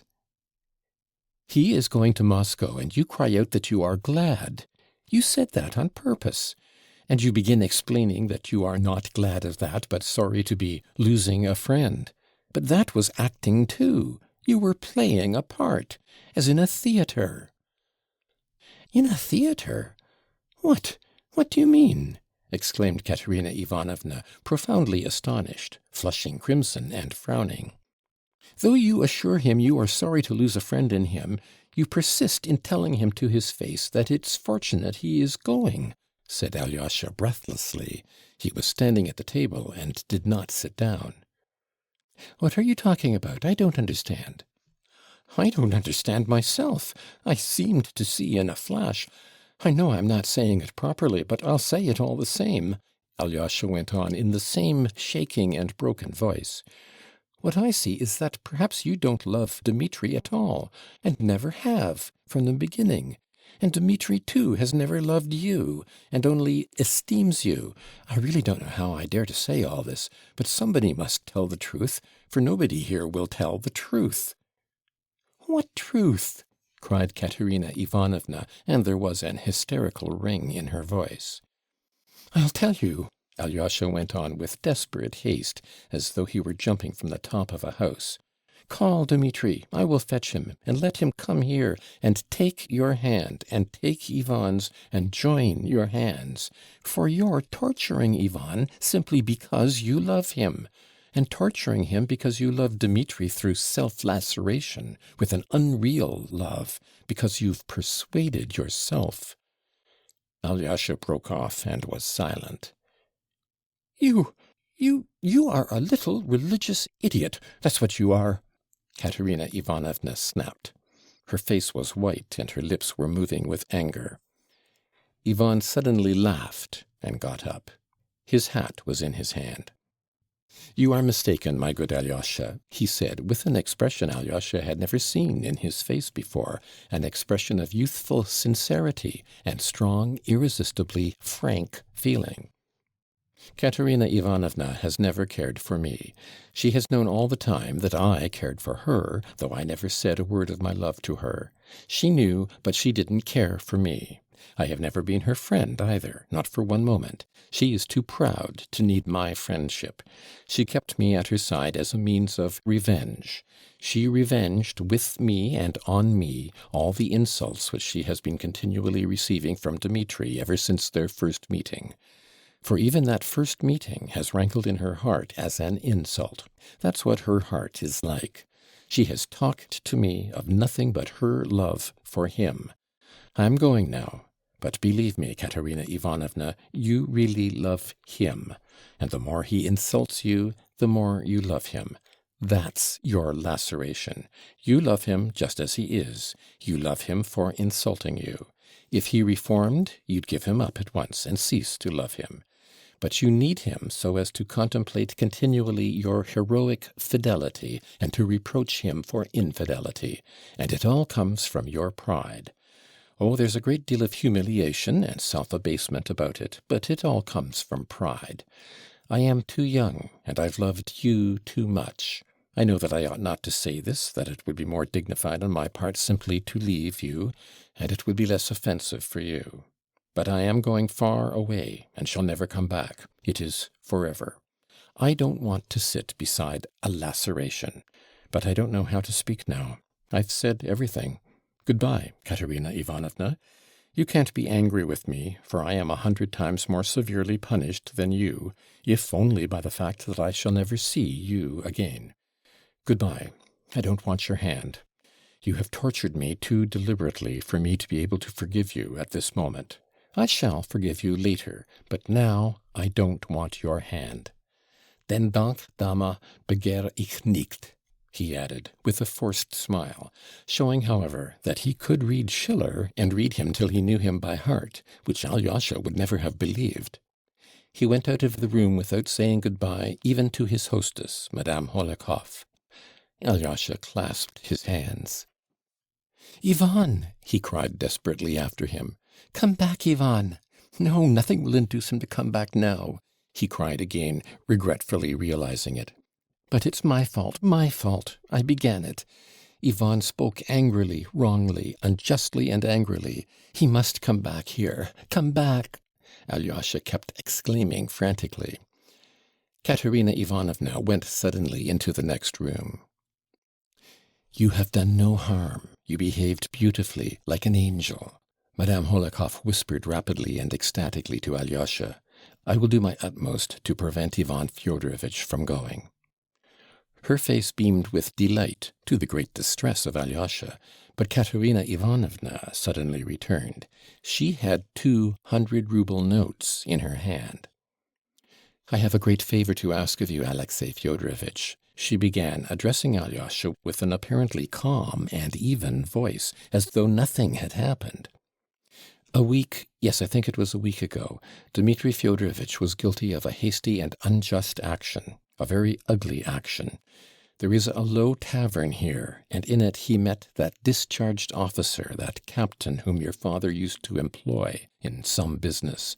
Dmitri Fyodorovitch somehow lost his temper with this captain, seized him by the beard, and dragged him out into the street and for some distance along it in that insulting fashion. And I am told that his son, a boy, quite a child, who is at the school here, saw it and ran beside them, crying and begging for his father, appealing to everyone to defend him, while everyone laughed. You must forgive me, Alexey Fyodorovitch.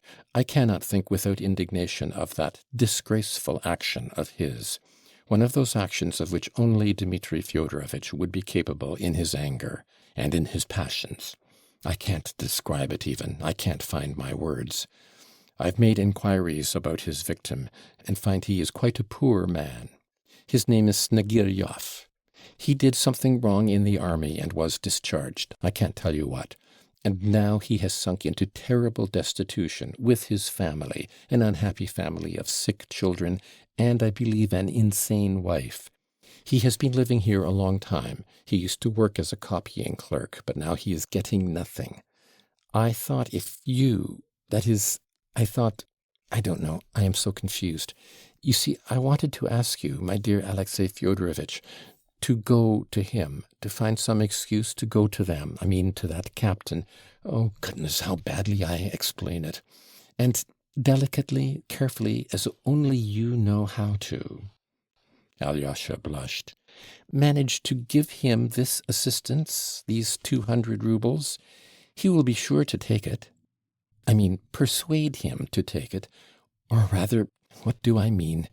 You see, it's not by way of compensation to prevent him from taking proceedings, for I believe he meant to, but simply a token of sympathy, of a desire to assist him from me, Dmitri Fyodorovitch's betrothed, not from himself. But I would go myself, but you'll know how to do it ever so much better. He lives in Lake Street, in the house of a woman called Kalmikov. For God's sake, Alexey Fyodorovitch, do it for me. And now I am rather tired. Goodbye. She turned and disappeared behind the portiere so quickly that Alyosha had not time to utter a word, though he wanted to speak. He longed to beg her pardon, to blame himself, to say something, for his heart was full and he could not bear to go out of the room without it. But Madame Holikov took him by the hand and drew him along with her. In the hall she stopped him again as before. She is proud, she is struggling with herself, but kind, charming, generous, she exclaimed in a half-whisper. Oh, how I love her, especially sometimes, and how glad I am again of everything. Dear Alexey Fyodorovitch, you didn't know, but I must tell you, that we all, both her aunts, I, and all of us, Lise even, have been hoping and praying for nothing for the last month but that she may give up your favorite Dmitri, who takes no notice of her and does not care for her, and may marry Ivan Fyodorovitch, such an excellent and cultivated young man, who loves her more than anything in the world. We are in a regular plot to bring it about, and I am even staying on here, perhaps on that account. But she has been crying. She has been wounded again," cried Alyosha. "Never trust a woman's tears, Alexey Fyodorovitch. I am never for the women in such cases. I am always on the side of the men." "Mamma, you are spoiling him," Lise's little voice cried from behind the door.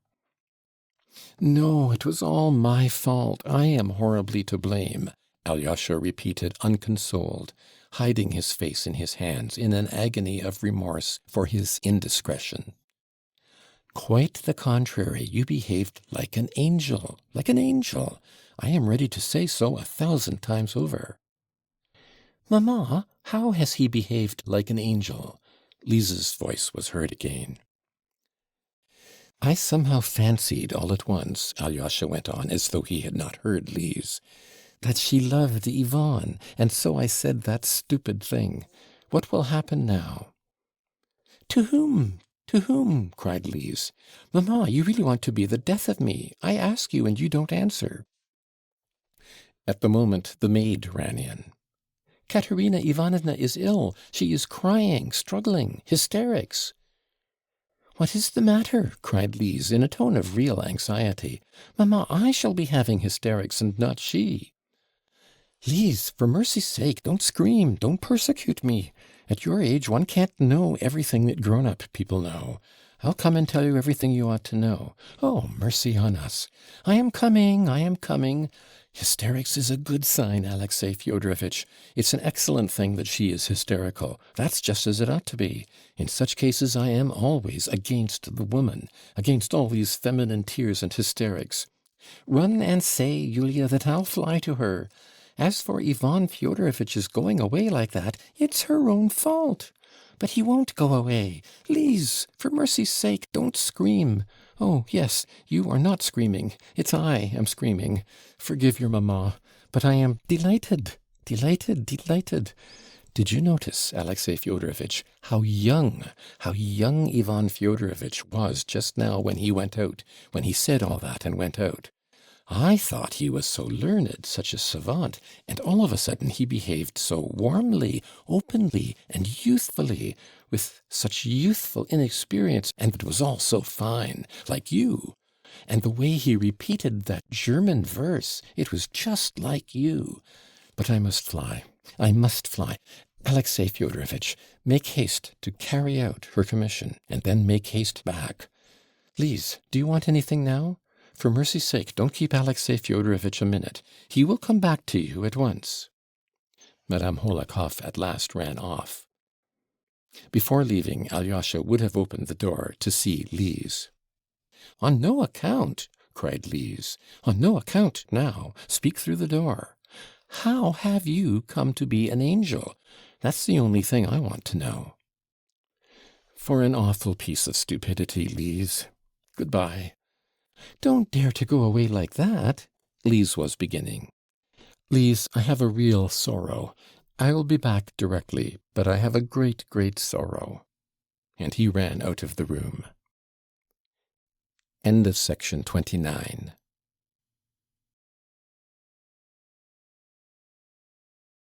Book 4, Chapter 6. A Laceration in the Cottage. He certainly was really grieved in a way he had seldom been before. He had rushed in like a fool, and meddled in what? In a love affair. But what do I know about it? What can I tell about such things? He repeated to himself for the 100th time, flushing crimson. Oh, being ashamed would be nothing. Shame is the only punishment I deserve. The trouble is, I shall certainly have caused more unhappiness. And Father Zossima sent me to reconcile and bring them together. Is this the way to bring them together? Then he suddenly remembered how he had tried to join their hands, and he felt fearfully ashamed again. Though I acted quite sincerely, I must be more sensible in the future, he concluded suddenly, and did not even smile at his conclusion. Katerina Ivanovna's commission took him to Lake Street, and his brother Dmitri lived close by, in a turning out of Lake Street. Alyosha decided to go to him in any case before going to the captain, though he had a presentiment that he would not find his brother. He suspected that he would intentionally keep out of his way now, but he must find him anyhow. Time was passing. The thought of his dying elder had not left Alyosha for 1 minute from the time he set off from the monastery. There was one point which interested him particularly about Katerina Ivanovna's commission. When she had mentioned the captain's son, the little schoolboy who had run beside his father crying, the idea had at once struck Alyosha that this must be the schoolboy who had bitten his finger when he, Alyosha, asked him what he had done to hurt him. Now Alyosha felt practically certain of this, though he could not have said why. Thinking of another subject was a relief, and he resolved to think no more about the mischief he had done, and not to torture himself with remorse, but to do what he had to do, let come what would. At that thought he was completely comforted.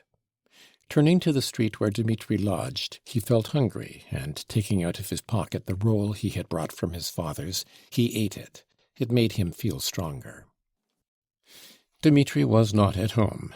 The people of the house, an old cabinet-maker, his son, and his old wife, looked with positive suspicion at Alyosha. "He hasn't slept here for the last 3 nights. Maybe he has gone away," the old man said in answer to Alyosha's persistent inquiries.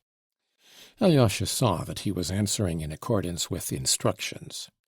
When he asked whether he were not at Grushenka's or in hiding at Foma's, Alyosha spoke so freely on purpose, all 3 looked at him in alarm. "They are fond of him. They are doing their best for him," thought Alyosha. "That's good." At last he found the house in Lake Street. It was a decrepit little house, sunk on one side, with 3 windows looking into the street, and with a muddy yard, in the middle of which stood a solitary cow. He crossed the yard and found the door opening into the passage. On the left of the passage lived the old woman of the house with her old daughter. Both seemed to be deaf. In answer to his repeated inquiry for the captain, one of them at last understood that he was asking for their lodgers, and pointed to a door across the passage. The captain's lodging turned out to be a simple cottage room. Alyosha had his hand on the iron latch to open the door, when he was struck by the strange hush within. Yet he knew from Katerina Ivanovna's words that the man had a family.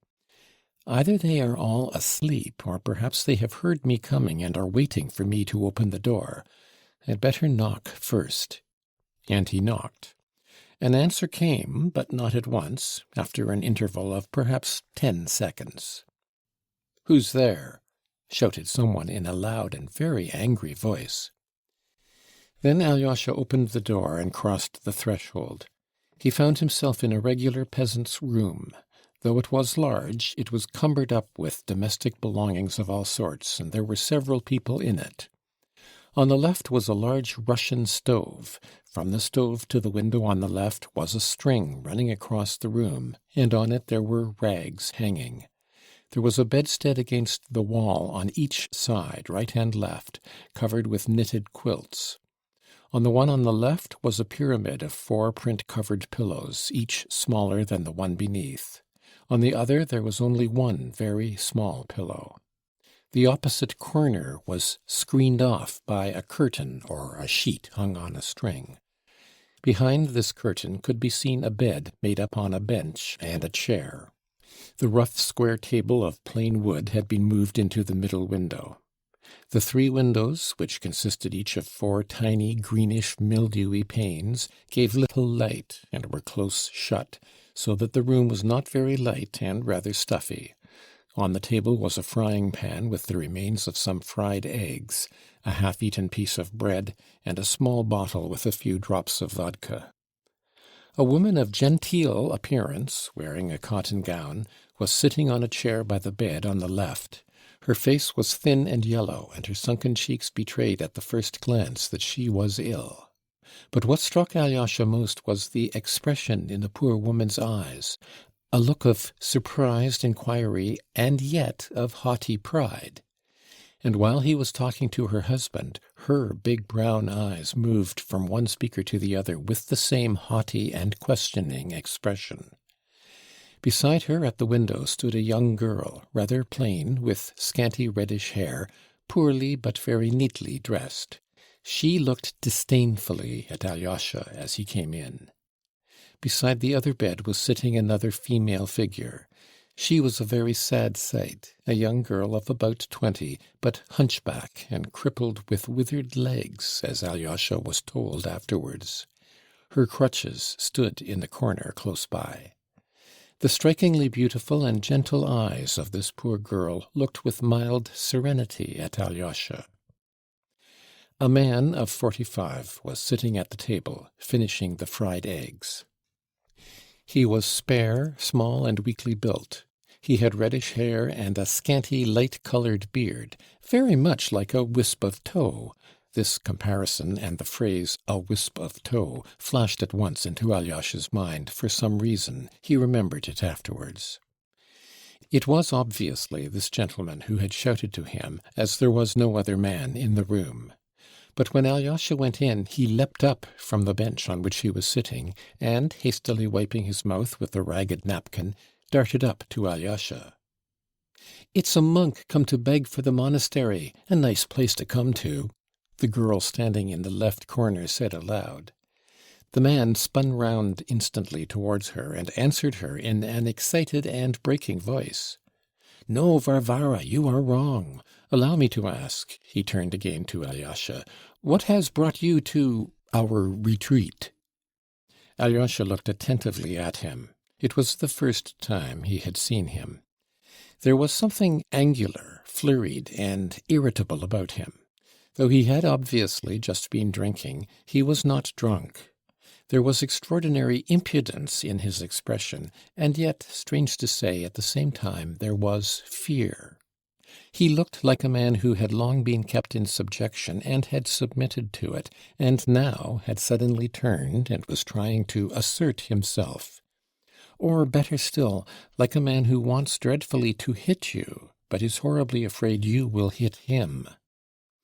In his words and in the intonation of his shrill voice there was a sort of crazy humour, at times spiteful and at times cringing, and continually shifting from one tone to another. The question about our retreat he had asked, as it were, quivering all over, rolling his eyes, and skipping up so close to Alyosha that he instinctively drew back a step. He was dressed in a very shabby dark cotton coat, patched and spotted. He wore checked trousers of an extremely light colour, long out of fashion, and of very thin material. They were so crumpled and so short that he looked as though he had grown out of them like a boy. "I am Alexei Karamazov," Alyosha began in reply. "I quite understand that, sir," the gentleman snapped out at once, to assure him that he knew who he was already. "I am Captain Snegiryov, sir, but I am still desirous to know precisely what has led you—" "Oh, I've come for nothing special. I wanted to have a word with you, if only you allow me." "In that case, here is a chair, sir. Kindly be seated. That's what they used to say in the old comedies, kindly be seated."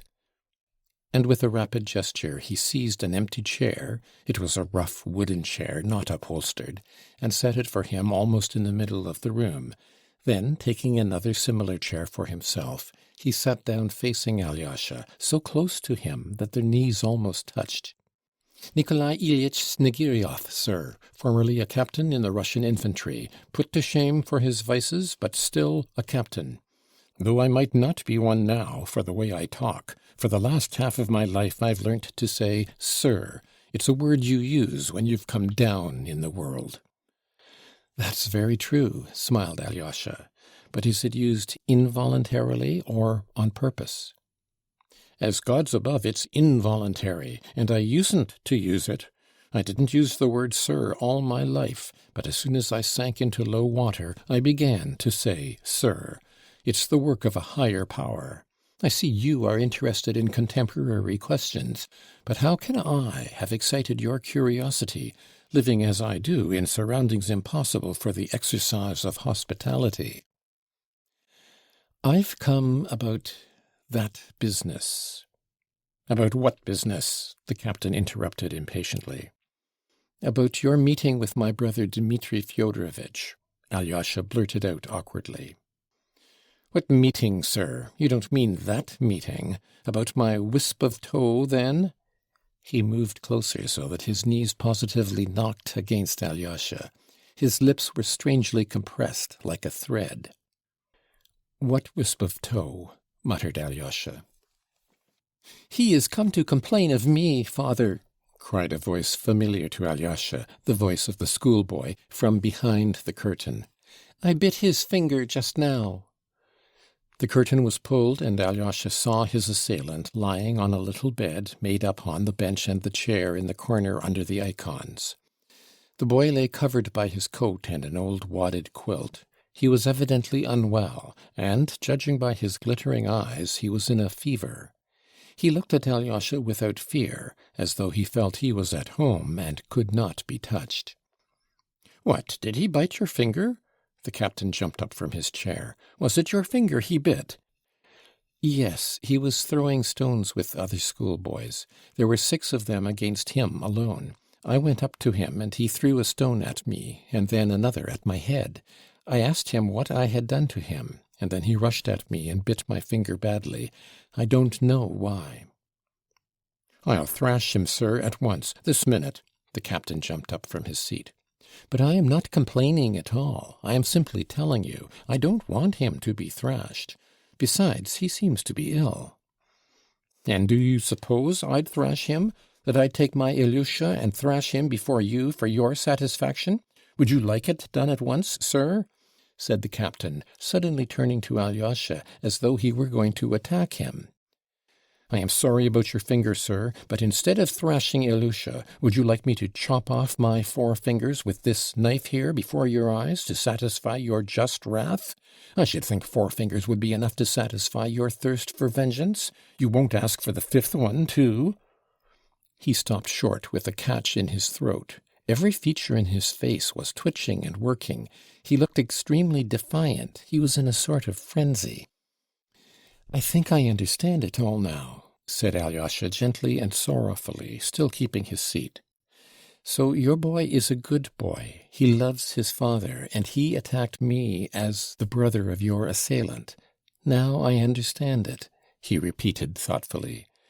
"But my brother Dmitri Fyodorovitch regrets his action, I know that, and if only it is possible for him to come to you, or better still, to meet you in that same place, he will ask your forgiveness before everyone, if you wish it."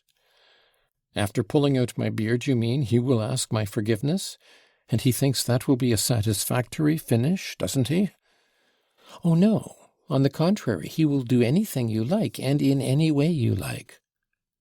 "So if I were to ask his Highness to go down on his knees before me in that very tavern, the Metropolis it's called, or in the market-place, he would do it?" "Yes, he would even go down on his knees." "You've pierced me to the heart, sir, touched me to tears and pierced me to the heart. I am only too sensible of your brother's generosity. Allow me to introduce my family, my 2 daughters and my son, my litter. If I die, who will care for them? And while I live, who but they will care for a wretch like me? That's a great thing the Lord has ordained for every man of my sort, sir, for there must be some one able to love even a man like me." "Ah, that's perfectly true," exclaimed Alyosha. "Oh, do leave off playing the fool. Some idiot comes in and you put us to shame," cried the girl by the window, suddenly turning to her father with a disdainful and contemptuous air. "Wait a little, Varvara," cried her father, speaking peremptorily, but looking at her quite approvingly. "That's her character," he said, addressing Alyosha again. "And in all nature there was naught that could find favour in his eyes, or rather in the feminine, that could find favour in her eyes. But now let me present you to my wife, Arina Petrovna. She is crippled, she is 43, she can move but very little. She is of humble origin. Arina Petrovna, compose your countenance. This is Alexey Fyodorovitch Karamazov.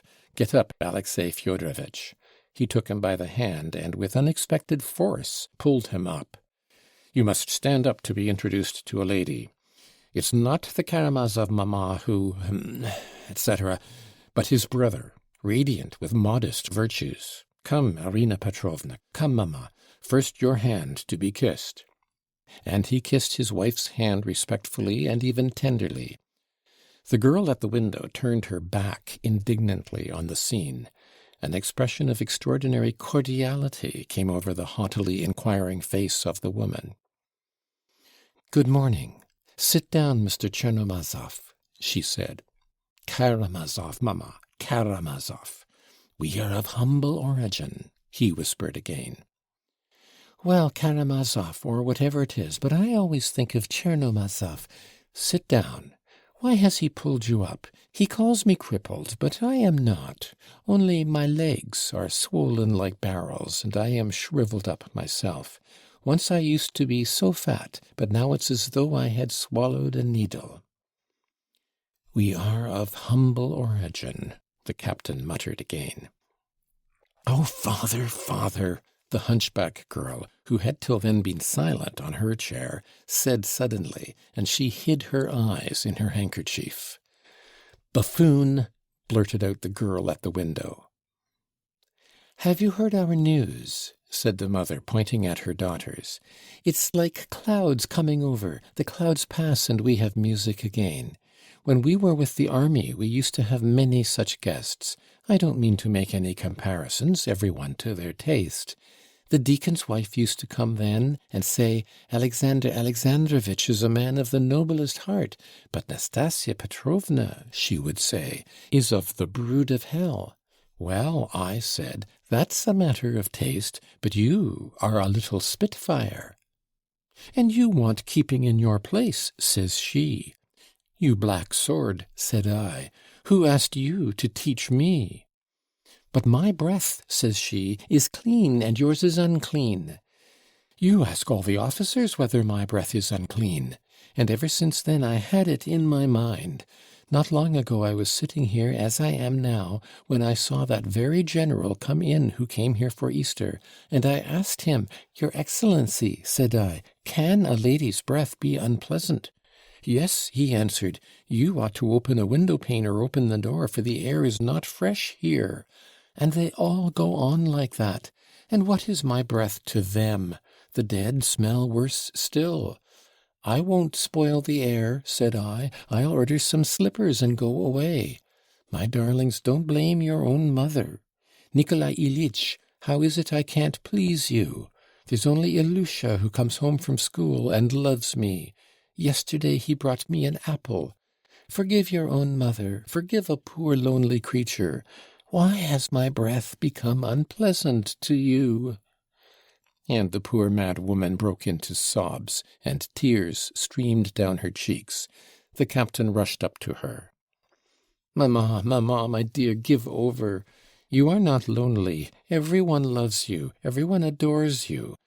He began kissing both her hands again and tenderly stroking her face.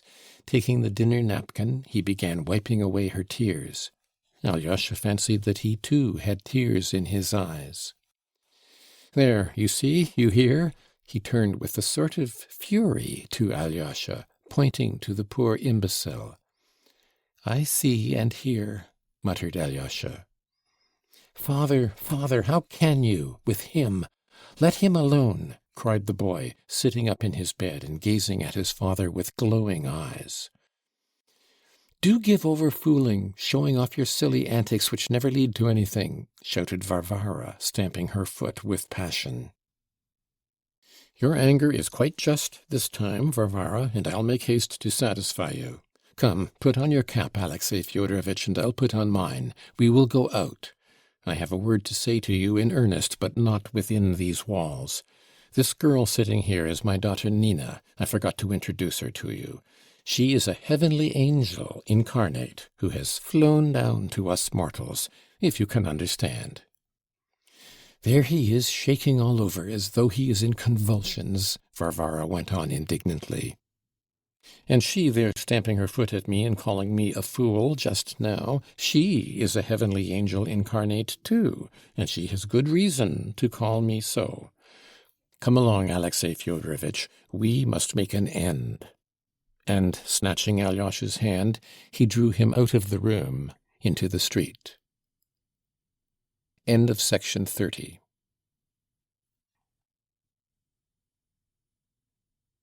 Book 4, Chapter 7. And in the open air.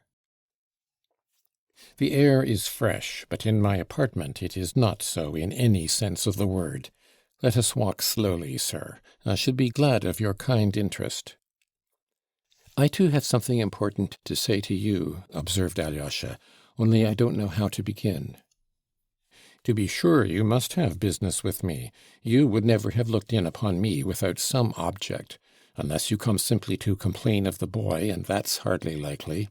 And by the way, about the boy, I could not explain to you in there, but here I will describe that scene to you. My toe was thicker a week ago. I mean my beard.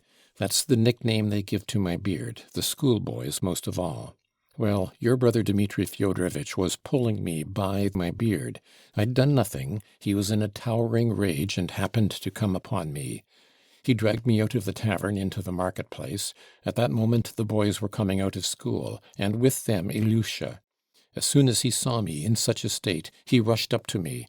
"Father," he cried, "father!" He caught hold of me, hugged me, tried to pull me away, crying to my assailant, let go, it's my father, forgive him." Yes, he actually cried, "Forgive him." He clutched at that hand, that very hand, in his little hands, and kissed it.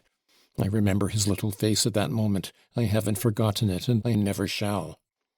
"I swear," cried Alyosha, "that my brother will express his most deep and sincere regret, even if he has to go down on his knees in that same marketplace. I'll make him, or he is no brother of mine." "Aha! Then it's only a suggestion, and it does not come from him, but simply from the generosity of your own warm heart. You should have said so. No, in that case allow me to tell you of your brother's highly chivalrous, soldierly generosity, for he did give expression to it at the time. He left off dragging me by my beard and released me. "You are an officer," he said, "and I am an officer. If you can find a decent man to be your second, send me your challenge. I will give satisfaction, though you are a scoundrel." That's what he said. A chivalrous spirit indeed. I retired with Ilusha, and that scene is a family record imprinted forever on Ilusha's soul. No, it's not for us to claim the privileges of noblemen. Judge for yourself. You've just been in our mansion. What did you see there? 3 ladies, one a cripple and weak-minded, another a cripple and hunchback, and the third not crippled but far too clever. She is a student, dying to get back to Petersburg, to work for the emancipation of the Russian woman on the banks of the Neva. I won't speak of Ilusha. He is only 9. I am alone in the world. And if I die, what will become of all of them? I simply ask you that. And if I challenge him, and he kills me on the spot, what then? What will become of them?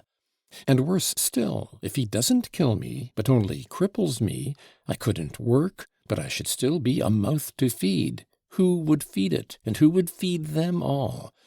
Must I take Ilusha from school and send him to beg in the streets? That's what it means for me to challenge him to a duel. It's silly talk, and nothing else. He will beg your forgiveness. He will bow down at your feet in the middle of the marketplace, cried Alyosha again with glowing eyes. I did think of prosecuting him, the captain went on. But look in our code. Could I get much compensation for a personal injury? And then Agrafena Alexandrovna sent for me and shouted at me, "Don't dare to dream of it. If you proceed against him, I'll publish it to all the world that he beat you for your dishonesty, and then you will be prosecuted." I call God to witness. Whose was the dishonesty, and by whose commands I acted? Wasn't it by her own and Fyodor Pavlovitch's? "And what's more," she went on, "I'll dismiss you for good, and you'll never earn another penny from me. I'll speak to my merchant, too. That's what she calls her old man, and he will dismiss you. And if he dismisses me, what can I earn then from anyone? Those 2 are all I have to look to. For your Fyodor Pavlovitch has not only given over employing me, for another reason, but he means to make use of papers I've signed to go to law against me. and so I kept quiet, and you have seen our retreat. But now let me ask you, did Ilusha hurt your finger much? I didn't like to go into it in our mansion before him." "Yes, very much, and he was in a great fury. He was avenging you on me as a Karamazov. I see that now. But if only you had seen how he was throwing stones at his schoolfellows. It's very dangerous. They might kill him. They are children and stupid. A stone may be thrown and break somebody's head. That's just what has happened. He has been bruised by a stone today, not on the head, but on the chest, just above the heart. He came home crying and groaning, and now he is ill. And you know he attacks them first. He is bitter against them on your account. They say he stabbed a boy called Krasotkin with a penknife not long ago." "I've heard about that too. It's dangerous. Krasotkin is an official here. We may hear more about it." "I would advise you," Alyosha went on warmly, "not to send him to school at all for a time, till he is calmer and his anger is past." "Anger," the captain repeated. "That's just what it is. He's a little creature, but it's a mighty anger. You don't know all, sir. Let me tell you more. Since that incident, all the boys have been teasing him about the wisp of tow. Schoolboys are a merciless race. Individually, they are angels, but together, especially in schools, they are often merciless. Their teasing has stirred up a gallant spirit in Ilusha. An ordinary boy, a weak son, would have submitted, have felt ashamed of his father, sir. But he stood up for his father against them all, for his father and for truth and justice, for what he suffered when he kissed your brother's hand and cried to him, 'Forgive, father, forgive him,' that only God knows, and I, his father. For our children, not your children, but ours, the children of the poor gentleman looked down upon by everyone, know what justice means, sir, even at 9 years old. How should the rich know? They don't explore such depths once in their lives. But at that moment in the square when he kissed his hand, at that moment my Ilusha had grasped all that justice means. That truth entered into him and crushed him forever, sir," the captain said hotly again with a sort of frenzy, and he struck his right fist against his left palm as though he wanted to show how the truth crushed Ilusha. "That very day, sir, he fell ill with fever and was delirious all night. All that day he hardly said a word to me, but I noticed he kept watching me from the corner, though he turned to the window and pretended to be learning his lessons, but I could see his mind was not on his lessons. Next day I got drunk to forget my troubles, sinful man as I am, and I don't remember much. Mamma began crying too. I am very fond of mamma. Well, I spent my last penny drowning my troubles. Don't despise me for that, sir. In Russia, men who drink are the best. The best men amongst us are the greatest drunkards. I lay down, and I don't remember about Ilusha, though all that day the boys had been jeering at him at school. 'Wisp of tow,' they shouted. 'Your father was pulled out of the tavern by his wisp of tow. You ran by and begged forgiveness.' On the third day, when he came back from school, I saw he looked pale and wretched. 'What is it?' I asked. He wouldn't answer. Well, there's no talking in our mansion without mamma and the girls taking part in it. What's more, the girls had heard about it the very first day. Varvara had begun snarling. 'You fools and buffoons, can you ever do anything rational?'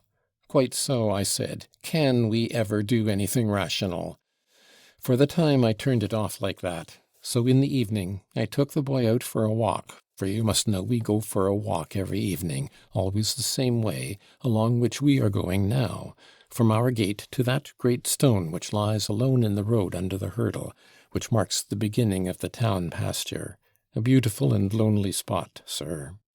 Ilusha and I walked along hand in hand as usual. He has a little hand. His fingers are thin and cold. He suffers from his chest, you know. 'Father,' said he, 'father.' 'Well?' said I. I saw his eyes flashing. 'Father, how he treated you then!' 'It can't be helped, Ilusha,' I said. 'Don't forgive him, father, don't forgive him. At school they said that he has paid you 10 roubles for it.' "No, Ilusha," said I would not take money from him for anything. Then he began trembling all over, took my hand in both his and kissed it again. "Father," he said, "father, challenge him to a duel. At school they say you are a coward and won't challenge him, and that you'll accept 10 roubles from him." "I can't challenge him to a duel, Ilusha," I answered, and I told briefly what I've just told you. He listened. "Father," he said, "anyway, don't forgive it. When I grow up, I'll call him out myself and kill him." His eyes shone and glowed. And of course I am his father, and I had to put in a word. "It's a sin to kill," I said, "even in a duel." "Father," he said, "when I grow up, I'll knock him down, knock the sword out of his hand. I'll fall on him, wave my sword over him, and say, 'I could kill you, but I forgive you,' so there." You see what the workings of his little mind have been during these 2 days. He must have been planning that vengeance all day, and raving about it at night. But he began to come home from school badly beaten. I found out about it the day before yesterday. And you are right. I won't send him to that school any more. I heard that he was standing up against all the class alone and defying them all, that his heart was full of resentment, of bitterness. I was alarmed about him. We went for another walk. "Father," he asked, "are the rich people stronger than anyone else on earth?" "Yes, Ilusha," I said, "there are no people on earth stronger than the rich." "Father," he said, "I will get rich. I will become an officer and conquer everybody. The Tsar will reward me. I will come back here, and then no one will dare—" Then he was silent, and his lips still kept trembling. "Father," he said, "what a horrid town this is." "Yes, Ilusha," I said, "it isn't a very nice town." "Father, let us move into another town, a nice one," he said, "where people don't know about us." "We will move, we will, Ilusha," said I, "only I must save up for it." I was glad to be able to turn his mind from painful thoughts, and we began to dream of how we would move to another town, how we would buy a horse and cart.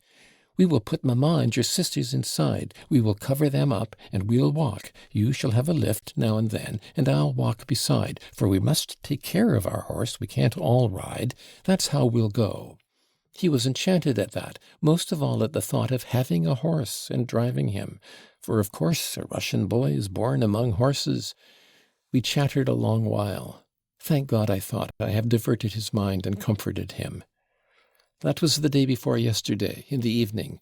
But last night everything was changed. He had gone to school in the morning. He came back depressed, terribly depressed. In the evening I took him by the hand and we went for a walk. He would not talk. There was a wind blowing and no sun, and a feeling of autumn. Twilight was coming on. We walked along, both of us depressed. "Well, my boy," said I, "how about our setting off on our travels?" I thought I might bring him back to our talk of the day before. He didn't answer, but I felt his fingers trembling in my hand. I thought, it's a bad job. There's something fresh. We had reached the stone where we are now. I sat down on the stone, and in the air there were lots of kites, flapping and whirling. There were as many as 30 in sight. Of course, it's just the season for the kites. "Look, Ilusha," said I, "it's time we got out our last year's kite again. I'll mend it. Where have you put it away?" My boy made no answer.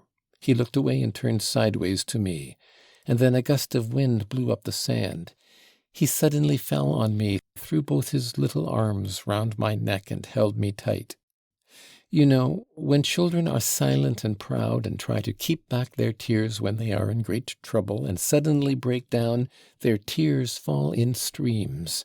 With those warm streams of tears he suddenly wetted my face. He sobbed and shook as though he were in convulsions and squeezed up against me as I sat on the stone. "Father," he kept crying, "dear father, how he insulted you." And I sobbed too. We sat shaking in each other's arms. "Ilusha," I said to him, "Ilusha, darling." No one saw us then. God alone saw us. I hope he will record it to my credit. "You must thank your brother, Alexey Fyodorovitch." "No, sir. I won't thrash my boy for your satisfaction." He had gone back to his original tone of resentful buffoonery. Alyosha felt, though, that he trusted him, and that if there had been someone else in his, Alyosha's place, the man would not have spoken so openly, and would not have told what he had just told. This encouraged Alyosha, whose heart was trembling on the verge of tears. "Ah, how I would like to make friends with your boy!" he cried. "If you could arrange it—" "Certainly, sir," muttered the captain. "But now listen to something quite different," Alyosha went on. "I have a message for you. That same brother of mine, Dmitri, has insulted his betrothed too, a noble-hearted girl of whom you have probably heard. I have a right to tell you of her wrong. I ought to do so, in fact, for hearing of the insult done to you and learning all about your unfortunate position, she commissioned me at once, just now, to bring you this help from her, but only from her alone, not from Dmitri, who has abandoned her, nor from me, his brother, nor from anyone else, but from her, only from her. She entreats you to accept her help. You have both been insulted by the same man. She thought of you only when she had just received a similar insult from him, similar in its cruelty, I mean. She comes like a sister to help a brother in misfortune. She told me to persuade you to take these 200 roubles from her as from a sister, knowing that you are in such need. No one will know of it. It can give rise to no unjust slander. There are the 200 roubles, and I swear you must take them unless all men are to be enemies on earth. But there are brothers even on earth. You have a generous heart. You must see that. You must." And Alyosha held out 2 new rainbow-colored 100-rouble notes. They were both standing at the time by the great stone close to the fence, and there was no one near. The notes seemed to produce a tremendous impression on the captain. He started, but at first only from astonishment. Such an outcome of their conversation was the last thing he expected. Nothing could have been farther from his dreams than help from anyone, and such a sum. He took the notes, and for a minute he was almost unable to answer. Quite a new expression came into his face. "That for me? So much money, 200 roubles! Good heavens! Why, I haven't seen so much money for the last 4 years. Mercy on us! And she says she is a sister! And is that the truth?" "I swear that all I have told you is the truth," cried Alyosha. The captain flushed red. "Listen, my dear, listen. If I take it, I shan't be behaving like a scoundrel? In your eyes, Alexey Fyodorovitch, I shan't be a scoundrel? No, Alexey Fyodorovitch, listen." He hurried, touching Alyosha with both his hands. "You are persuading me to take it, saying that it's a sister sends it, but inwardly, in your heart, won't you feel contempt for me if I take it, eh?" No, on my salvation I swear I shan't. And no one will ever know but me. I, you, and she, and one other lady, her great friend." "Never mind the lady. Listen, Alexey Fyodorovitch, at a moment like this you must listen, for you can't understand what these 200 roubles mean to me now." The poor fellow went on rising gradually into a sort of incoherent, almost wild enthusiasm. He was thrown off his balance and talked extremely fast, as though afraid he would not be allowed to say all he had to say. "Besides its being honestly acquired from a sister, so highly respected and revered, do you know that now I can look after mamma and Nina, my hunchback angel daughter? Dr. Herzenstube came to me in the kindness of his heart, and was examining them both for a whole hour. 'I can make nothing of it,' said he, but he prescribed a mineral water which is kept at a chemist's here. He said it would be sure to do her good, and he ordered baths, too, with some medicine in them. The mineral water costs 30 kopecks, and she'd need to drink 40 bottles perhaps. So I took the prescription and laid it on the shelf under the icons, and there it lies.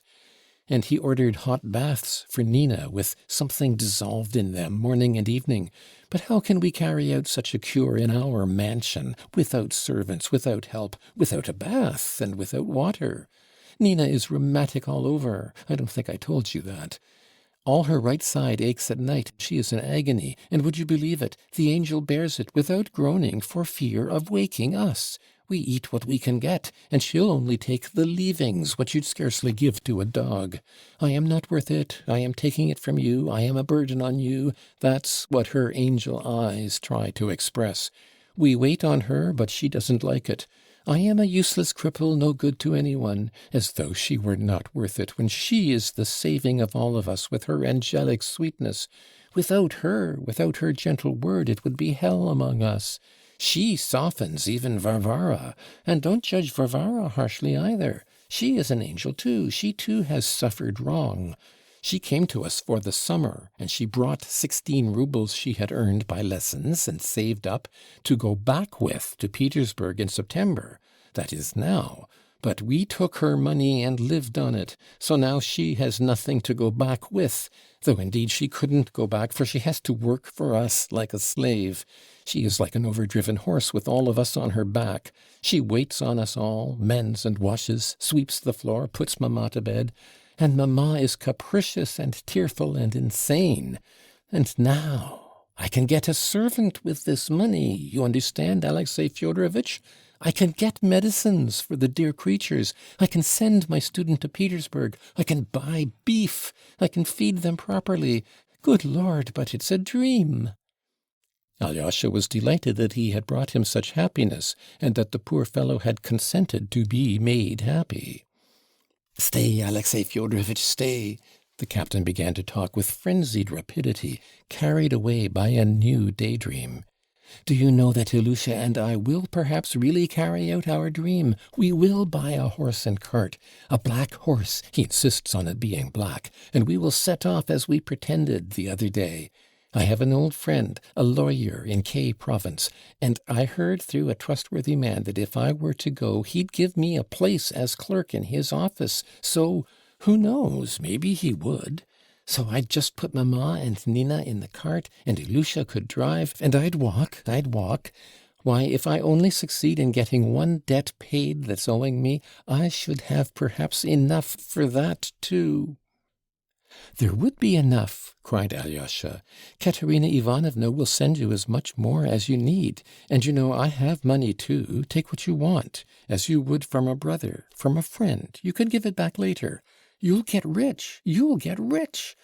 And you know you couldn't have a better idea than to move to another province. It would be the saving of you, especially of your boy. And you ought to go quickly, before the winter, before the cold. You must write to us when you are there, and we will always be brothers. No, it's not a dream." Alyosha could have hugged him, he was so pleased, but glancing at him, he stopped short. The man was standing with his neck outstretched and his lips protruding, with a pale and frenzied face. His lips were moving, as though trying to articulate something. No sound came, but still his lips moved. It was uncanny. "What is it?" asked Alyosha, startled. "Alexey Fyodorovitch, you," muttered the captain, faltering, looking at him with a strange, wild, fixed stare, and an air of desperate resolution. At the same time there was a sort of grin on his lips. You, sir, wouldn't you like me to show you a little trick I know?" he murmured, suddenly in a firm, rapid whisper, his voice no longer faltering. "What trick?" "A pretty trick," whispered the captain. His mouth was twisted on the left side, his left eye was screwed up. He still stared at Alyosha. "What is the matter? What trick?" Alyosha cried, now thoroughly alarmed. "Why, look!" squealed the captain suddenly, and showing him the 2 notes which he had been holding by one corner between his thumb and forefinger during the conversation, he crumpled them up savagely and squeezed them tight in his right hand. Do you see? He shrieked, pale and infuriated, and suddenly flinging up his hand, he threw the crumpled notes on the sand. "Do you see?" he shrieked again, pointing to them. "Look there!" And with wild fury he began trampling them under his heel, gasping and exclaiming as he did so, "So much for your money, so much for your money, so much for your money, so much for your money." Suddenly he darted back and drew himself up before Alyosha, and his whole figure expressed unutterable pride. "Tell those who sent you that the wisp of tow does not sell his honor," he cried, raising his arm in the air. Then he turned quickly and began to run. But he had not run 5 steps before he turned completely round and kissed his hand to Alyosha. He ran another 5 paces and then turned round for the last time. This time his face was not contorted with laughter, but quivering all over with tears. In a tearful, faltering, sobbing voice, he cried, "What should I say to my boy if I took money from you for our shame?" And then he ran on without turning. Alyosha looked after him, inexpressibly grieved. Oh, he saw that till the very last moment the man had not known he would crumple up and fling away the notes. He did not turn back. Alyosha knew he would not. He would not follow him and call him back. He knew why. When he was out of sight, Alyosha picked up the 2 notes.